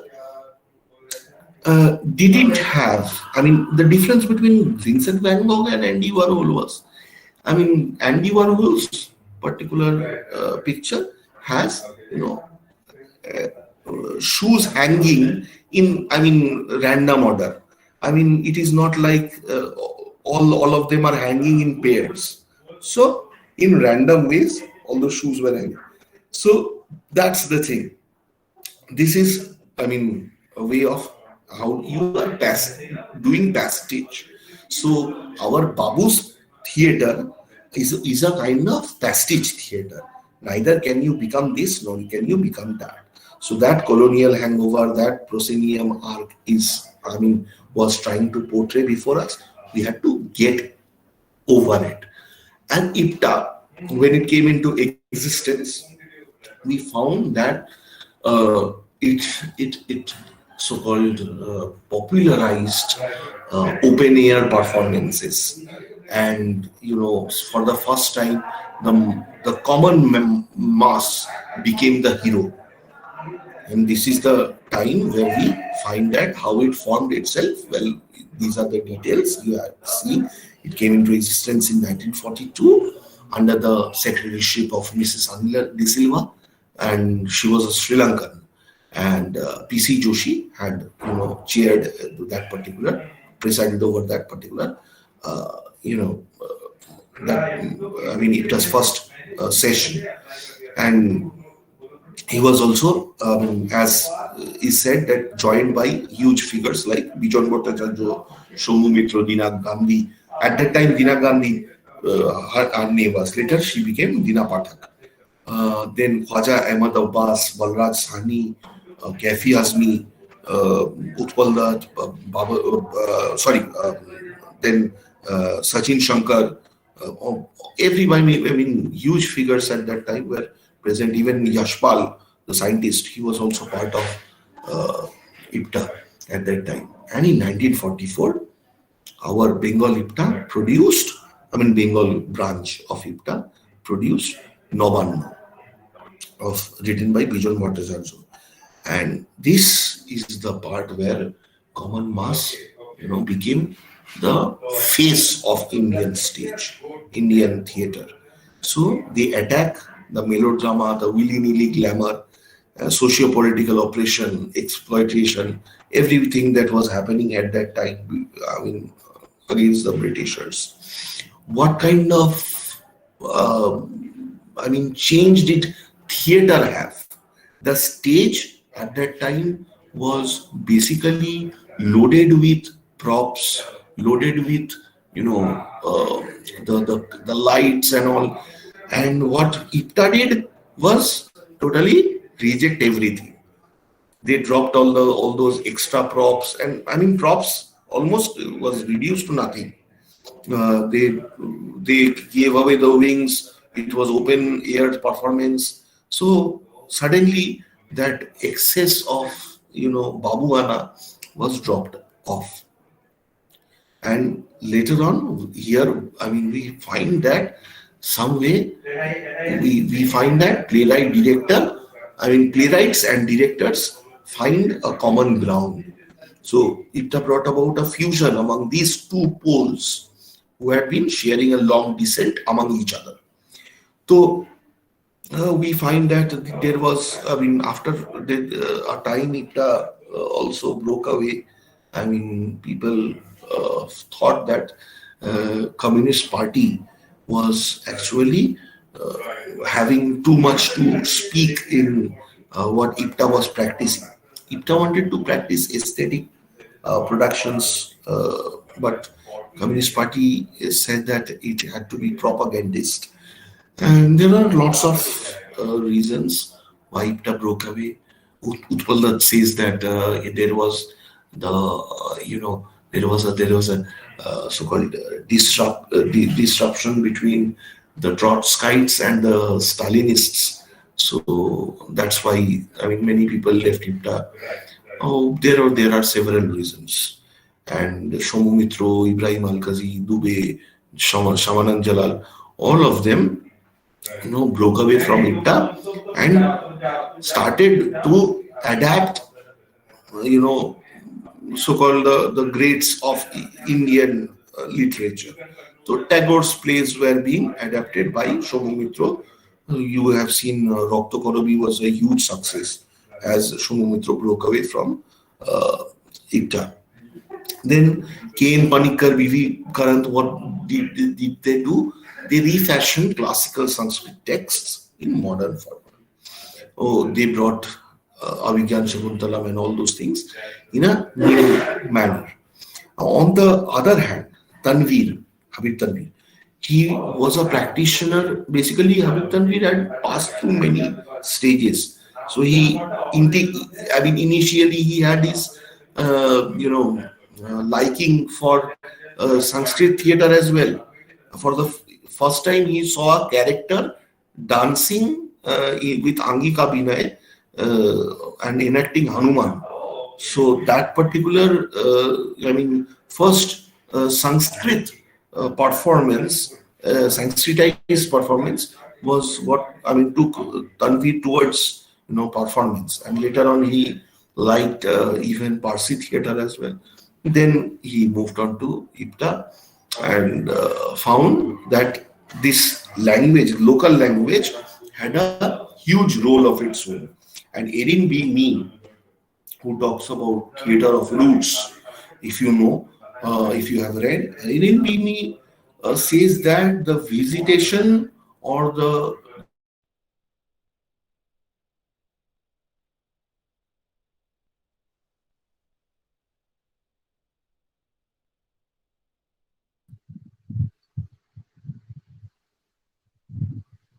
I think there is a technical glitch, sir. We cannot hear you, sir.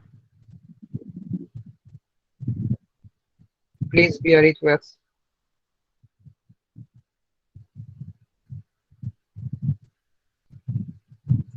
We cannot hear you, sir.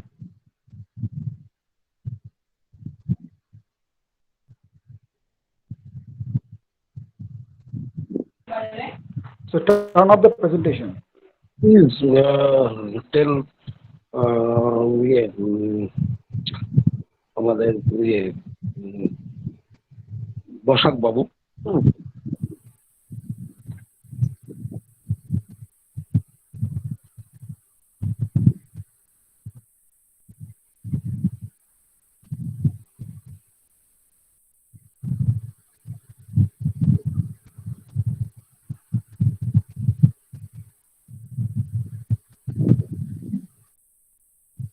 There is a technical glitch. Please bear with us.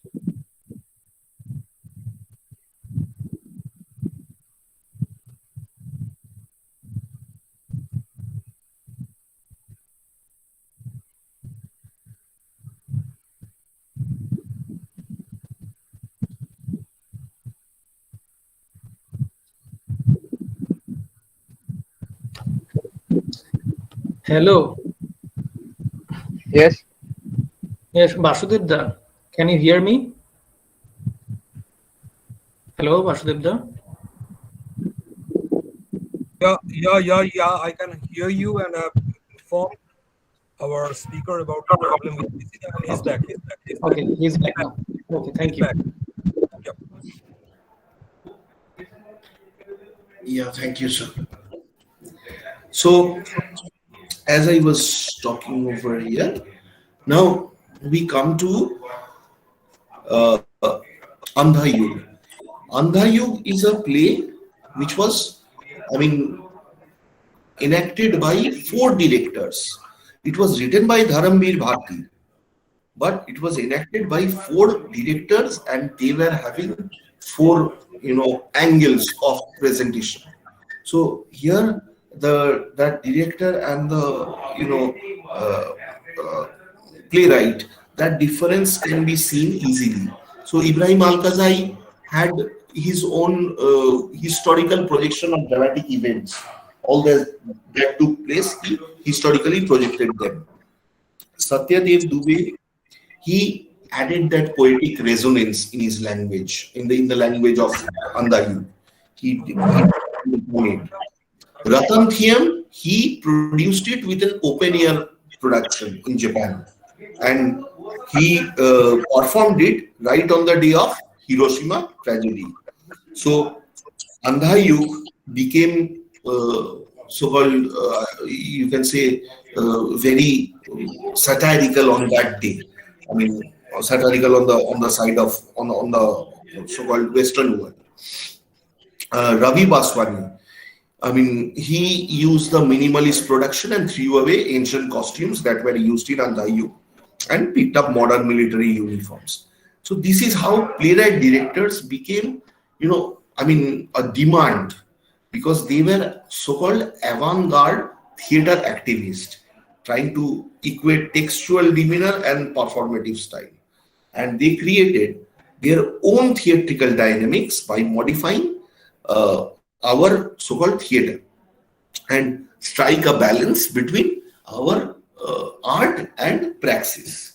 And what the ideology playwright director was? The ideology was the right to Indianness. They didn't want to create another, post British theater. So they were searching for something that was highly, independent. The use of Hindustani speech, or the modern adaptations of, the Sanskrit epics. All these kind of things would have been used, but not the blatant copying of our colonial masters. And this is how, one by one, I think I am eating away time more than that was given to me. So I would rather quickly go to the next particular slide. But before that, I would say that Habib Tanvir, Utpal Dutt, Badal Sarkar, all of them have their theatrical groups, which makes it very easy, because they are not only writers of their own plays, but they are actors in them as well.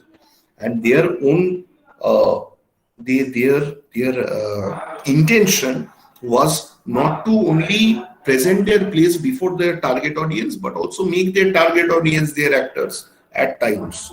So, which highly was practiced by Badal Sarkar, if not the others. But Utpal Dutt sometimes used those Brechtian techniques, and Habib Tanvir as well. But Badal Sarkar made his actors his audience, and also transformed his audience into actors. These things were particularly being practiced. Now, here are some modern Indian playwrights I would try to quickly discuss. So Girish Karnad. Girish Karnad is a Kannada playwright, as you know. He's not that playwright director. It does not fit into that particular model. But his Yakshagan performances, his stories, mythological stories and folk renditions in plays like Nagamandal, Yayati, Taledan, all of these Yakshagan plays were generally directed by others, but what is Yakshagan production then? I mean, Girish Karnad, enacted it for that particular purpose. Yakshagan has two forms. One is Himela and the other is Mumela. Mumela applies for the actor. Himela is for the musicians. So, and when are these Yakshagan plays, performed? Due to some harvest ritual, or due to some particular season, or due to particularly some good some in somebody's neighborhood, if a child is born, Yakshagan performances and also fairs, these particular things were being performed at that time. So Girish Karnad used these Yakshagan performances into his plays. I mean, this form into for the plays that he wrote. He kept this particular form in mind. On the other hand, Panikkar, he wrote his Sanskrit plays by himself, and the textual content, it had very, little to be performed. Panikkar's, if you watch Kannavaram, then you will say the Kathakali performance was more, pronounced rather than the dialogues. Dialogues was less. And basically he had this proscenium and open air productions as his form. And that's how he enacted it. Ratanthiam, Manipuri playwright director, he has, his own parampara. He says that neither my, play is Manipuri, nor is it Natya Shastri, nor is it, Aristotelian, nothing. I have my own, nor is it classical, traditional Manipuri or something like that. So I have my own parampara. And he used the Thangta, dance performance or, form to govern his plays. And how he told his plays, that it was spoken in the Variliba tradition. Variliba is a narrative. How you narrate so-called the epics in Manipuri. That is the Variliba tradition. So his plays were even, the dialogues were spoken in that Variliba method. Safdar Hashmi is the youngest of all. All the names that you can see. He was the founder of the Janam Theatre Group, and he was deeply soaked in communist ideology. Also, he popularized Nukkar or street theatre to a huge extent. If Meyerhold in Russia had started street theatre, I guess Safdar Hashmi is the one you can equate with Vsevolod Meyerhold. And obviously his characters were working class heroes, and criticizing the so-called the capitalist class was his content of his plays. But he made sure that his actors, his performance, his audience were office goers, and that's why he performed it on the streets of Delhi, wherever the people walk most. So then Hesram Kanailal, again a Manipuri playwright, he founded the Kolaketro Manipur group, and Hesram Kanailal actually, his particular mouthpiece is Meitei culture. Meitei is a language and also the community, and Kanailal is popular because of, if not anything, then obviously the way he enacted Mahashita Devi's Draupadi.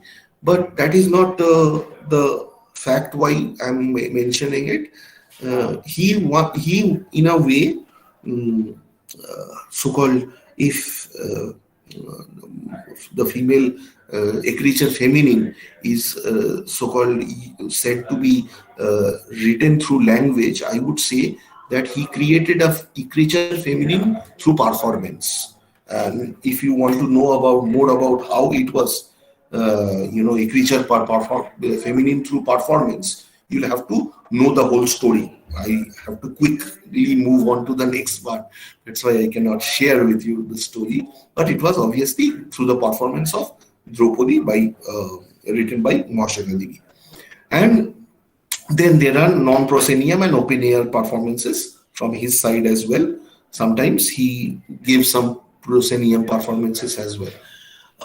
Then Prasanna. Prasanna is the founder of Samudaya Group. He is also, that group is a leftist ideology, fed group. His famous plays are Uli, Sima Par, Dangya Munchina, then Dingalu, and his form of plays, street plays, protest plays, and open air performances. And now if we go to our Utpal Dutt and Badal Sarkar, which are, personally I feel that their particular dramatic career was the most pronounced out of all. But Utpal Dutt doesn't get that, that attention because of his communist agenda and all, and also his anti-Congress agenda. That was also one huge fact. So Utpal Dutt, how did they decorate the stage?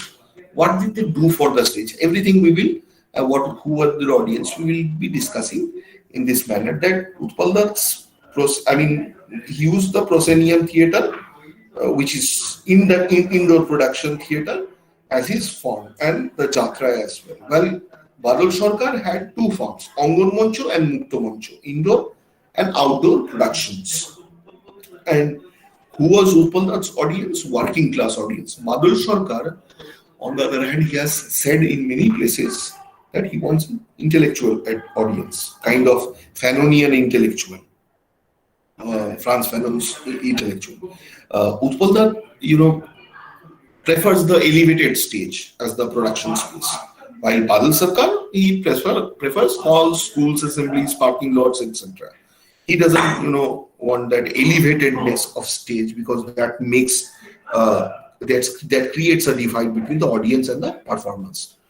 So Badal Sarkar doesn't believe in that commercialism of theatre. So it is not a kind of, it is not a kind of commodity for him to sell. So Utpal Dutt, whenever prop, set and costumes is required, Utpal Dutt would not compromise with it, and he would use all these rostrum stairs and all. But Badal Sarkar, he would rather he used to drop all these sets, costumes as much as he could. And for Utpal Dutt, theatre was a ticket selling enterprise and depended on grants. He depended both on grants, governmental and private. While Badal Sarkar, his theatre is, free. He just believes in a kind of mere donation. If you want to give him, you can give him. Or, Shatabdi, his theatre group, was totally free of cost. They enacted free of cost. Utpal Dutt's PLT, People's Little Theatre, and Little Theatre Group, both was a ticket selling enterprise. Both were, rather. Lighting, Utpal Dutt is said to be the kind of god of let there be light. He modernized our Indian theatre in a huge manner. He used the plano convex lens spot or Fresnel spot.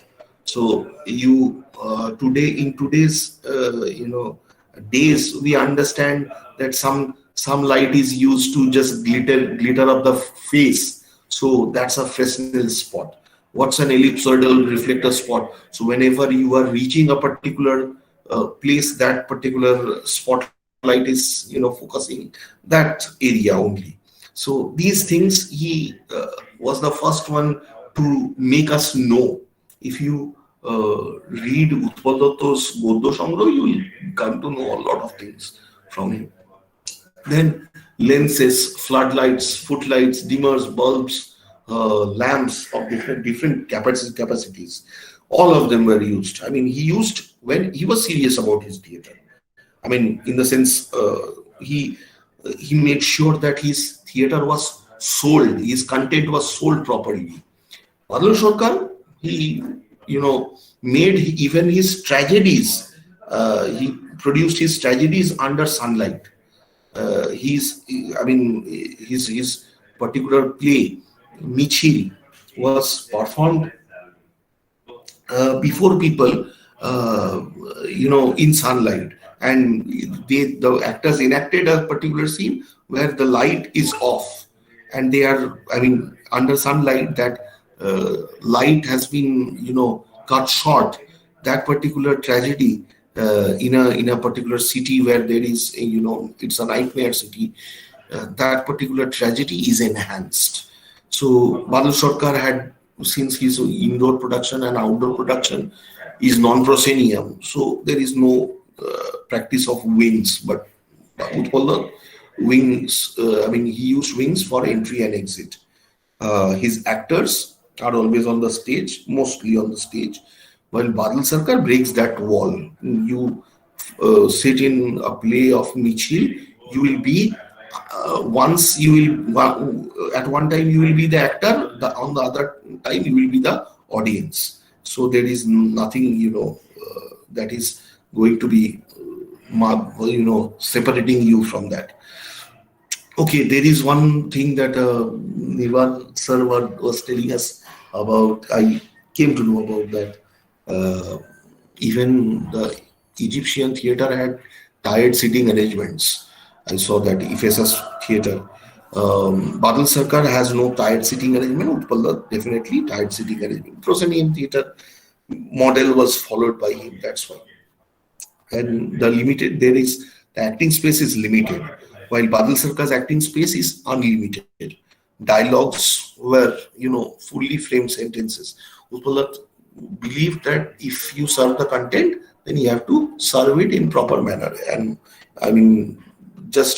he said that gymnastics is not my theater. So he sort of, he had a dislike for Badal Sarkar.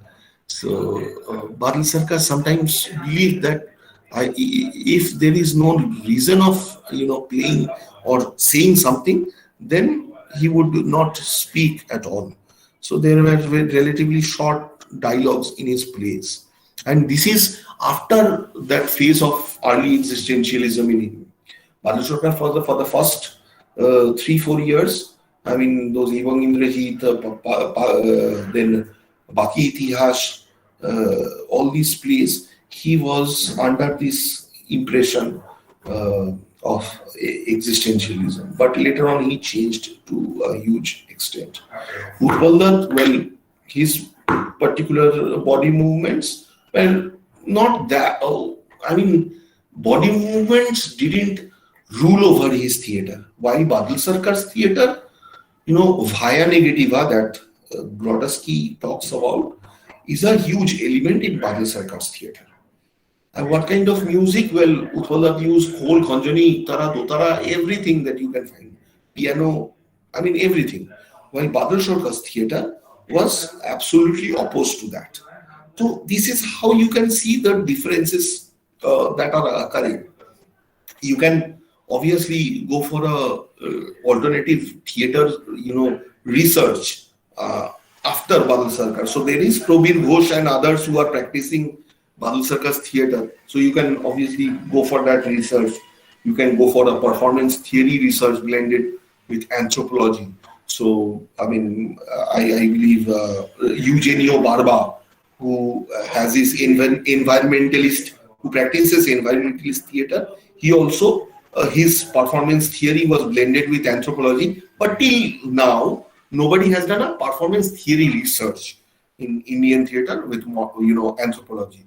And our Indian theater, if you look at the caves of Ajanta Ellora, they suggest, those paintings suggest to a huge extent that those paleontological drawings suggest to a huge extent that performance, theater performance used to exist in some way or the other before those paintings were even drawn. If you look at by those books where those paintings are, given. You will find them.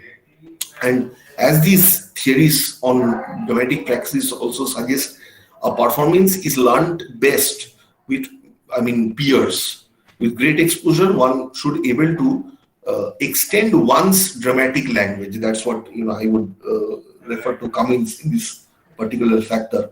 So if you go through all these particular topics of further research, we can obviously have a chat on that, and we will have a great time, I believe, on this particular thing.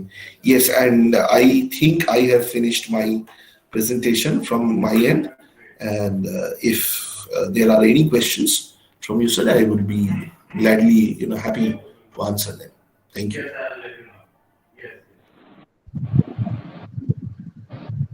Thank you, sir. Thank you very much. Hello. It's been yes, sir. আমি কিছু বলতে চাই। ঠিক আছে। Hello. Yes, sir. Hello. Yes, sir. Yes, Hello. sir. Yes, sir. You are audible, sir. Yeah, Noboda, we can hear you. প্রথম কথা হচ্ছে উনি প্রফেসর দেব। ওয়েস্ট বেঙ্গলের দেব বলতে আমরা অ্যাক্টরকে জানি। মানে দেব চেনেন তো, মানে প্রফেসর দেব, বুঝতে পারছেন? দেব বলতে আমরা অ্যাক্টর, সিনেমা অ্যাক্টর জানি। দেব বলতে উনি বোঝান। কিন্তু আমরা নতুন করে একটা ছিলাম, আমাদের যে প্রফেসর লেভেলে, টিচিং লেভেলে, টিচার লেভেলে একজন দেব আছেন, সেটা আমি বুঝতে পারলাম। কারণ দেব কিন্তু অ্যাক্টর, কিন্তু দেব কিন্তু ওই সিনেমা বা থিয়েটারে ক্রিয়েটার নয়।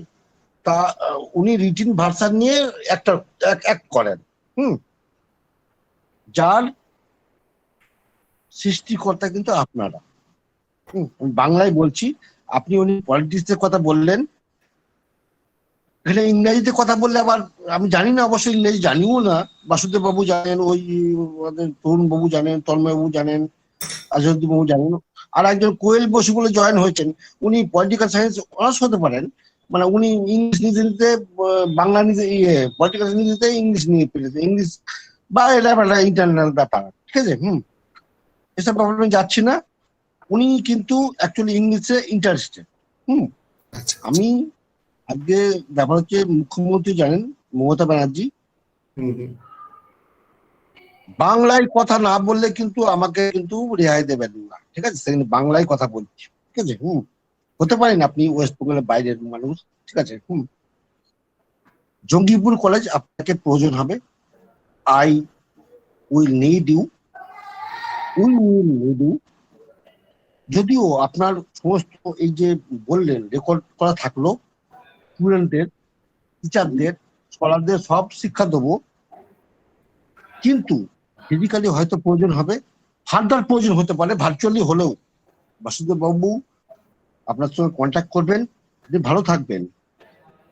আপনি যে এত ভালো স্পিকার, প্রথম থেকে শেষ পর্যন্ত আমি শুনলাম। আমি কিন্তু ওই প্রথম জনের মানে দ্বিতীয় জনের কথা শুনিনি, কিন্তু প্রথম থেকে শেষ পর্যন্ত আপনার কথা শুনলাম।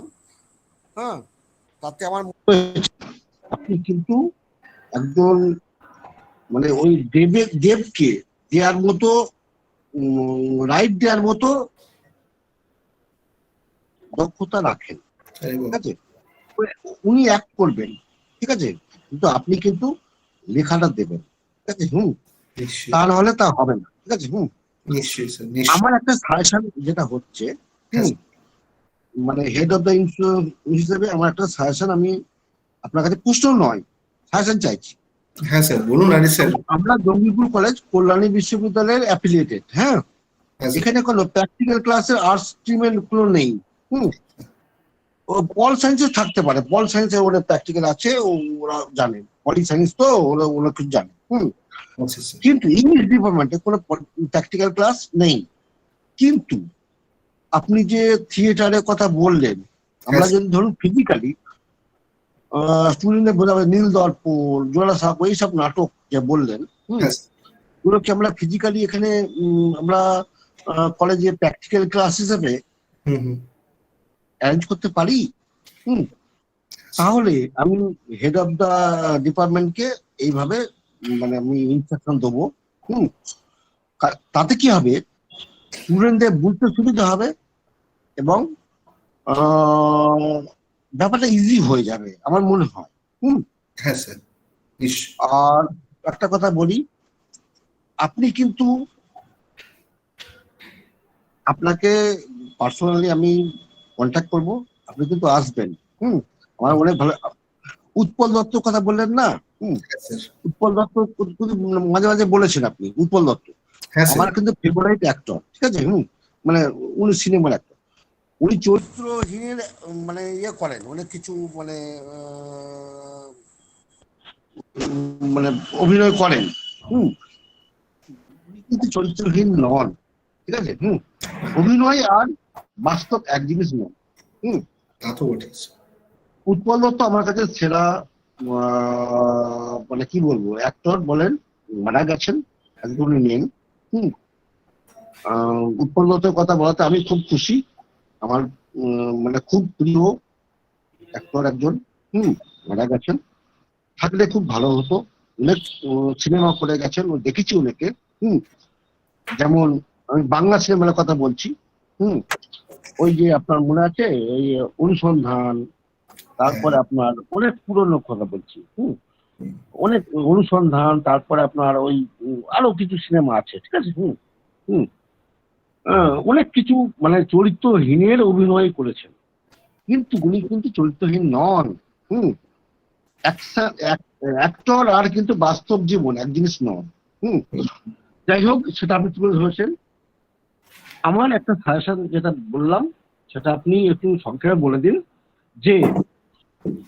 যে আমরা প্র্যাকটিক্যাল ক্লাস অ্যারেঞ্জ করতে পারি না, যদিও নম্বর স্টুডেন্টদের ক্ষেত্রে। এইটা আপনি বলুন, তাই দিয়ে আপনাকে আমি সহস্র প্রণাম জানাই, ধন্যবাদ জানাই। ভালো থাকবেন, আসবেন কলেজে। হ্যাঁ, ঠিক আছে, ঠিক আছে, নমস্কার। নিশ্চয়ই।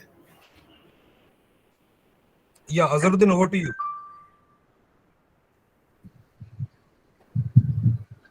Thank you, sir. Thank you very much. I think our teacher in charge has aptly described your talk, sir.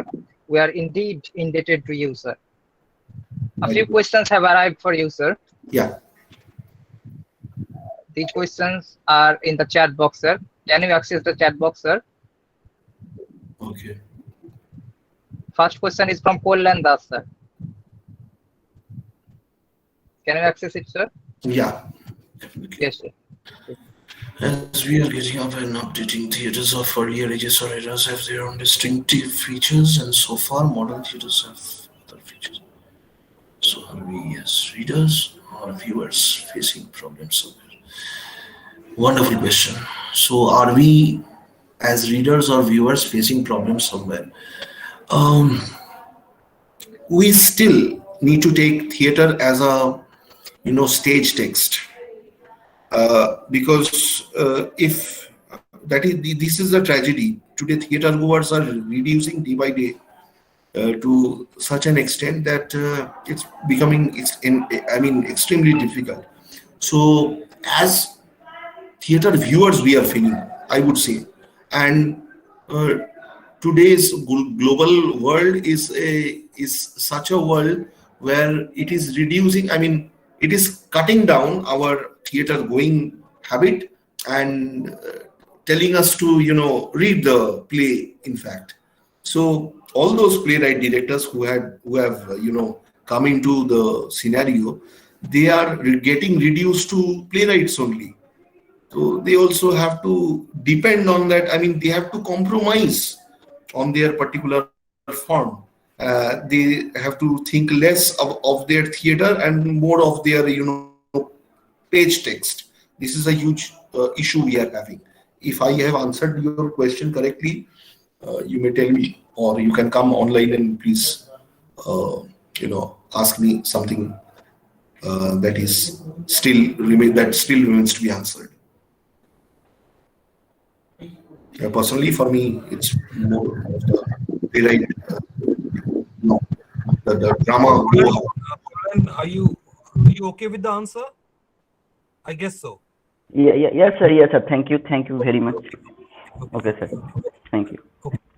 Vasudev sir, I think you have a huge question. You have. Okay, It's let not a me. question. একটু just কয়েকটা কথা তোমার সঙ্গে share করছি। হ্যাঁ, বলুন।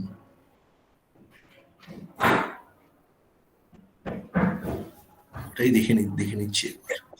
I cannot resist the temptation of seeking sunlight from you.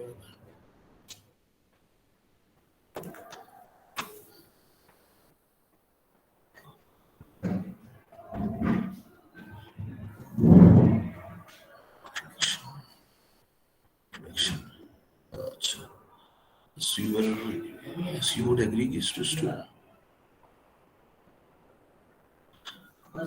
yes. Here in this case, I don't think there is anything to. I had the opportunity to witness. I was just pondering, Abhishek. No. I have nothing in this case to actually. I haven't come up with anything. I have read quite a bit of Utpal Datta, but he isn't very clear about why is he preferring Gorky's amplification more when it comes to playwriting and producing his plays. Well, we all know that he's your take. Vasudevda, if you have read Utpal Datta in his Guddo Sangroho, you will. I mean, I don't know. I have found him going more towards Stanislavski than Brecht. People say he's Brecht. He's Stanislavski. He's particularly his Stanislavski Pothe. That particular writing. Yeah. He was first Brechtian, then he shifted to Stanislavski. But most of the actors, most of the critics are of the different opinion, of the opposite opinion. And yes, in this case, I would agree with you that his fascination for Brecht was growing lesser, day by day, and especially during that phase when he was moving from Tir. He was moving from his communist agenda to suddenly to the Naxal agenda. His particular, movement in his performing, stage performance theory beliefs were also changing at that time. Gorky's amplification, the ideological shift maybe was coming up with him towards his career. Definitely, and this particular, there were several of his events.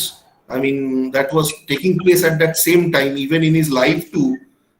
All those communist, people with whom he was sitting all the while, they were, betraying him, as he says. He doesn't take any names, but he definitely.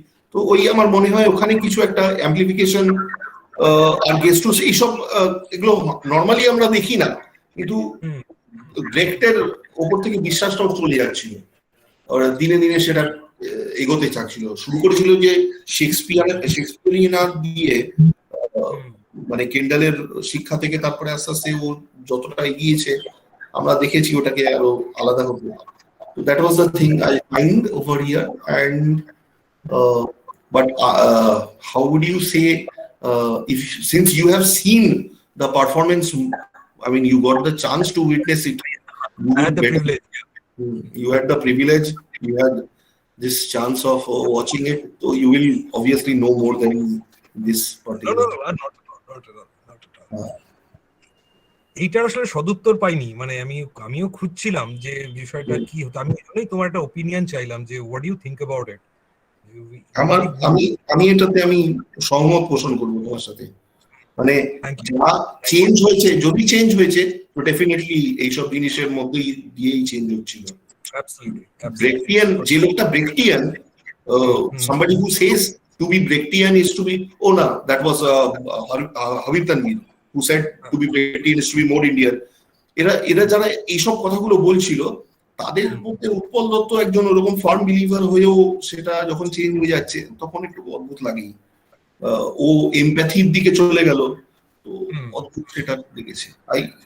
আমি সহমত পোষণ করি তোমার সাথে। Thank you. Thank you. Thank you. And great listening to you. Great listening to you. So thank you for the opportunity, first of all, to everyone for the patience. Hello. হ্যাঁ sir Hello. হ্যাঁ sir বলুন।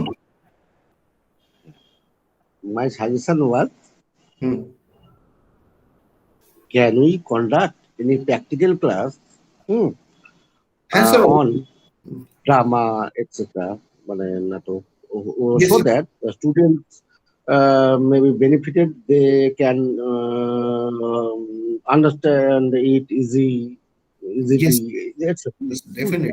My suggestion was that please tell me within 2 or 3 words. 2 or 3 words. I mean, whether we can get this thing going? Yes, sir. Because I think we can have a few, sessions where they will have not only video sessions but also they will have some workshops, acting workshops, as part of understanding how a play, takes place, how a play making takes place, and how a play can be, further can be, made better by the so-called directors, the audiences who are sitting to watch. So we can obviously do such kind of things. First they should watch certain play adaptations, or first they can watch some Shakespearean adaptations, they can watch some Indian adaptations into other languages, they can watch some performances live by going to some nearest play houses. আর তারপরে আমরা ওটাকে আরো এগিয়ে নিয়ে যেতে পারি, নাটকের একটা নাট্য কর্মশালার মতন একটা কিছু একটা হলো যদি। I think that will be very fruitful for them to understand. And if you want a history lesson on play drama, that can be also done as well. But what is your actual demand? That has to be very clear. That has to be very clear. And for that, if you want my help, I'm always there, sir.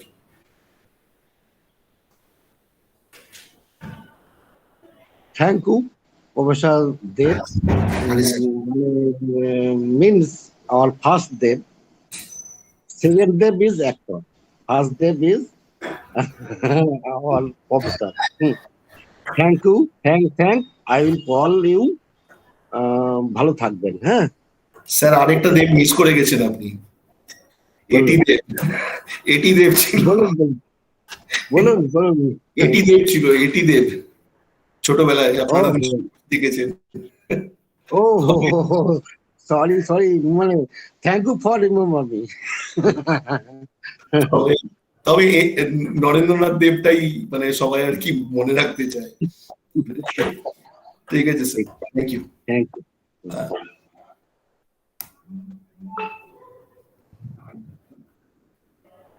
Thank you again, Dr. Dev. We are immensely grateful for you. We are immensely grateful to you, sir. In fact, we convey our heartfelt gratitude to all the eminent speakers of today's webinar. We also extend our gratitude to all the audience for being with us. Now, I would request Mr. Tanmoy Ruidas, convener of this webinar, to give vote of thanks. Tanmoyda, over to you. Yeah, thank you. Am I clearly audible, Aja? Yes, sir. Okay. Am I visible? No, you are not clearly visible. Tanmoyda, you are not visible. Yeah, you are visible. Yes. Yeah. Come on, carry on. Okay. So now we have come to the conclusion. That's why we must put an end to this program with a formal Thanksgiving. So I wish good afternoon to the honorable speakers, respected President Shri Abdul Khadir, Teacher in Charge Dr. Nobu Kumar Ghosh Sir, IQAC Coordinator and Associate Professor in Chemistry Dr. Bikash Kumar Panda, the participants of the organizing team, and the advisory committee of the one-day national webinar titled Theatrons, Introducing the Theaters of Greece, Rome, and India, organized by the Department of English in association with IQAC Jangipur College. It's my privilege to chair the valedictory session.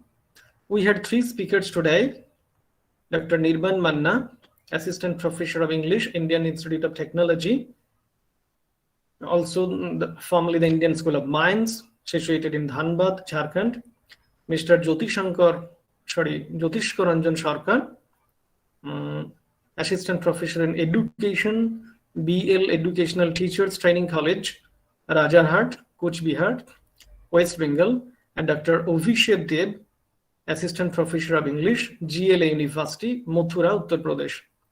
In the first session, Dr. Manna clarified the classical stage setup by displaying the images of Theatrons, which we really enjoyed. He also threw light on Greek chorus stage performance with detailed illustrations. It was a detailed deliberation by him. Chair, thank you very much.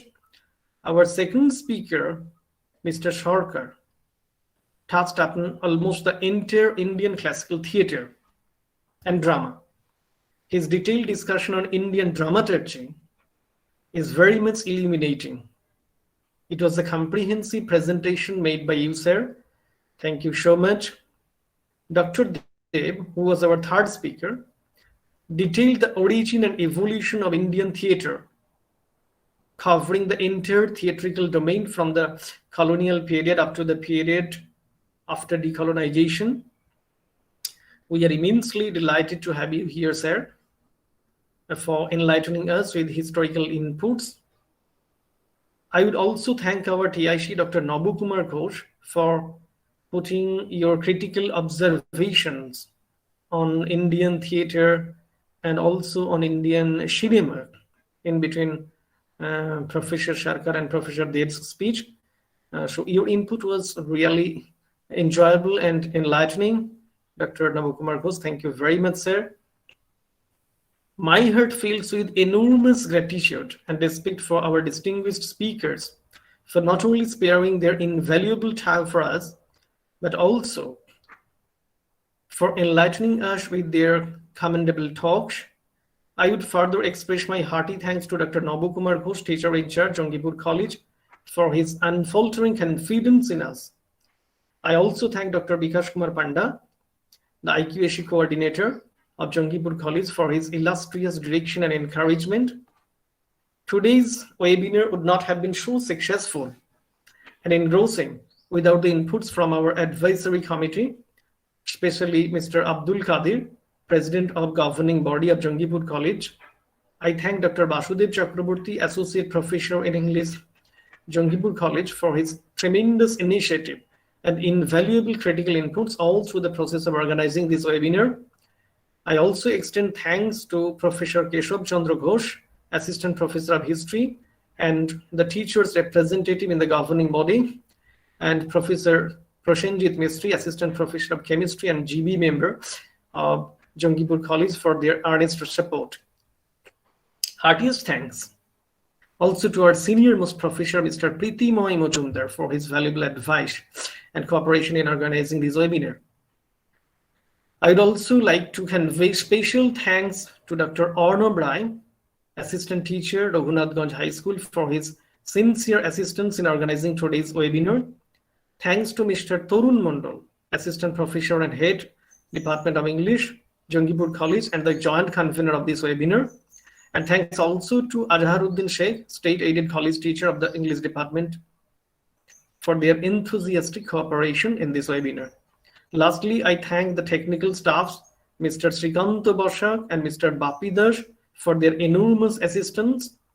Last but not the least, I thank all the teachers, scholars, and students who earnestly participated in today's national webinar and have made it a grand success. I do hope that we all will be benefited by the thought-provoking talks delivered today. Thank you all. Have a good day. Thank you. Thank you, Professor Vidas. with this, we conclude today's webinar. The Department of English is grateful to the speakers and the audience alike for making today's event a grand success. Thank you. Take care, everybody.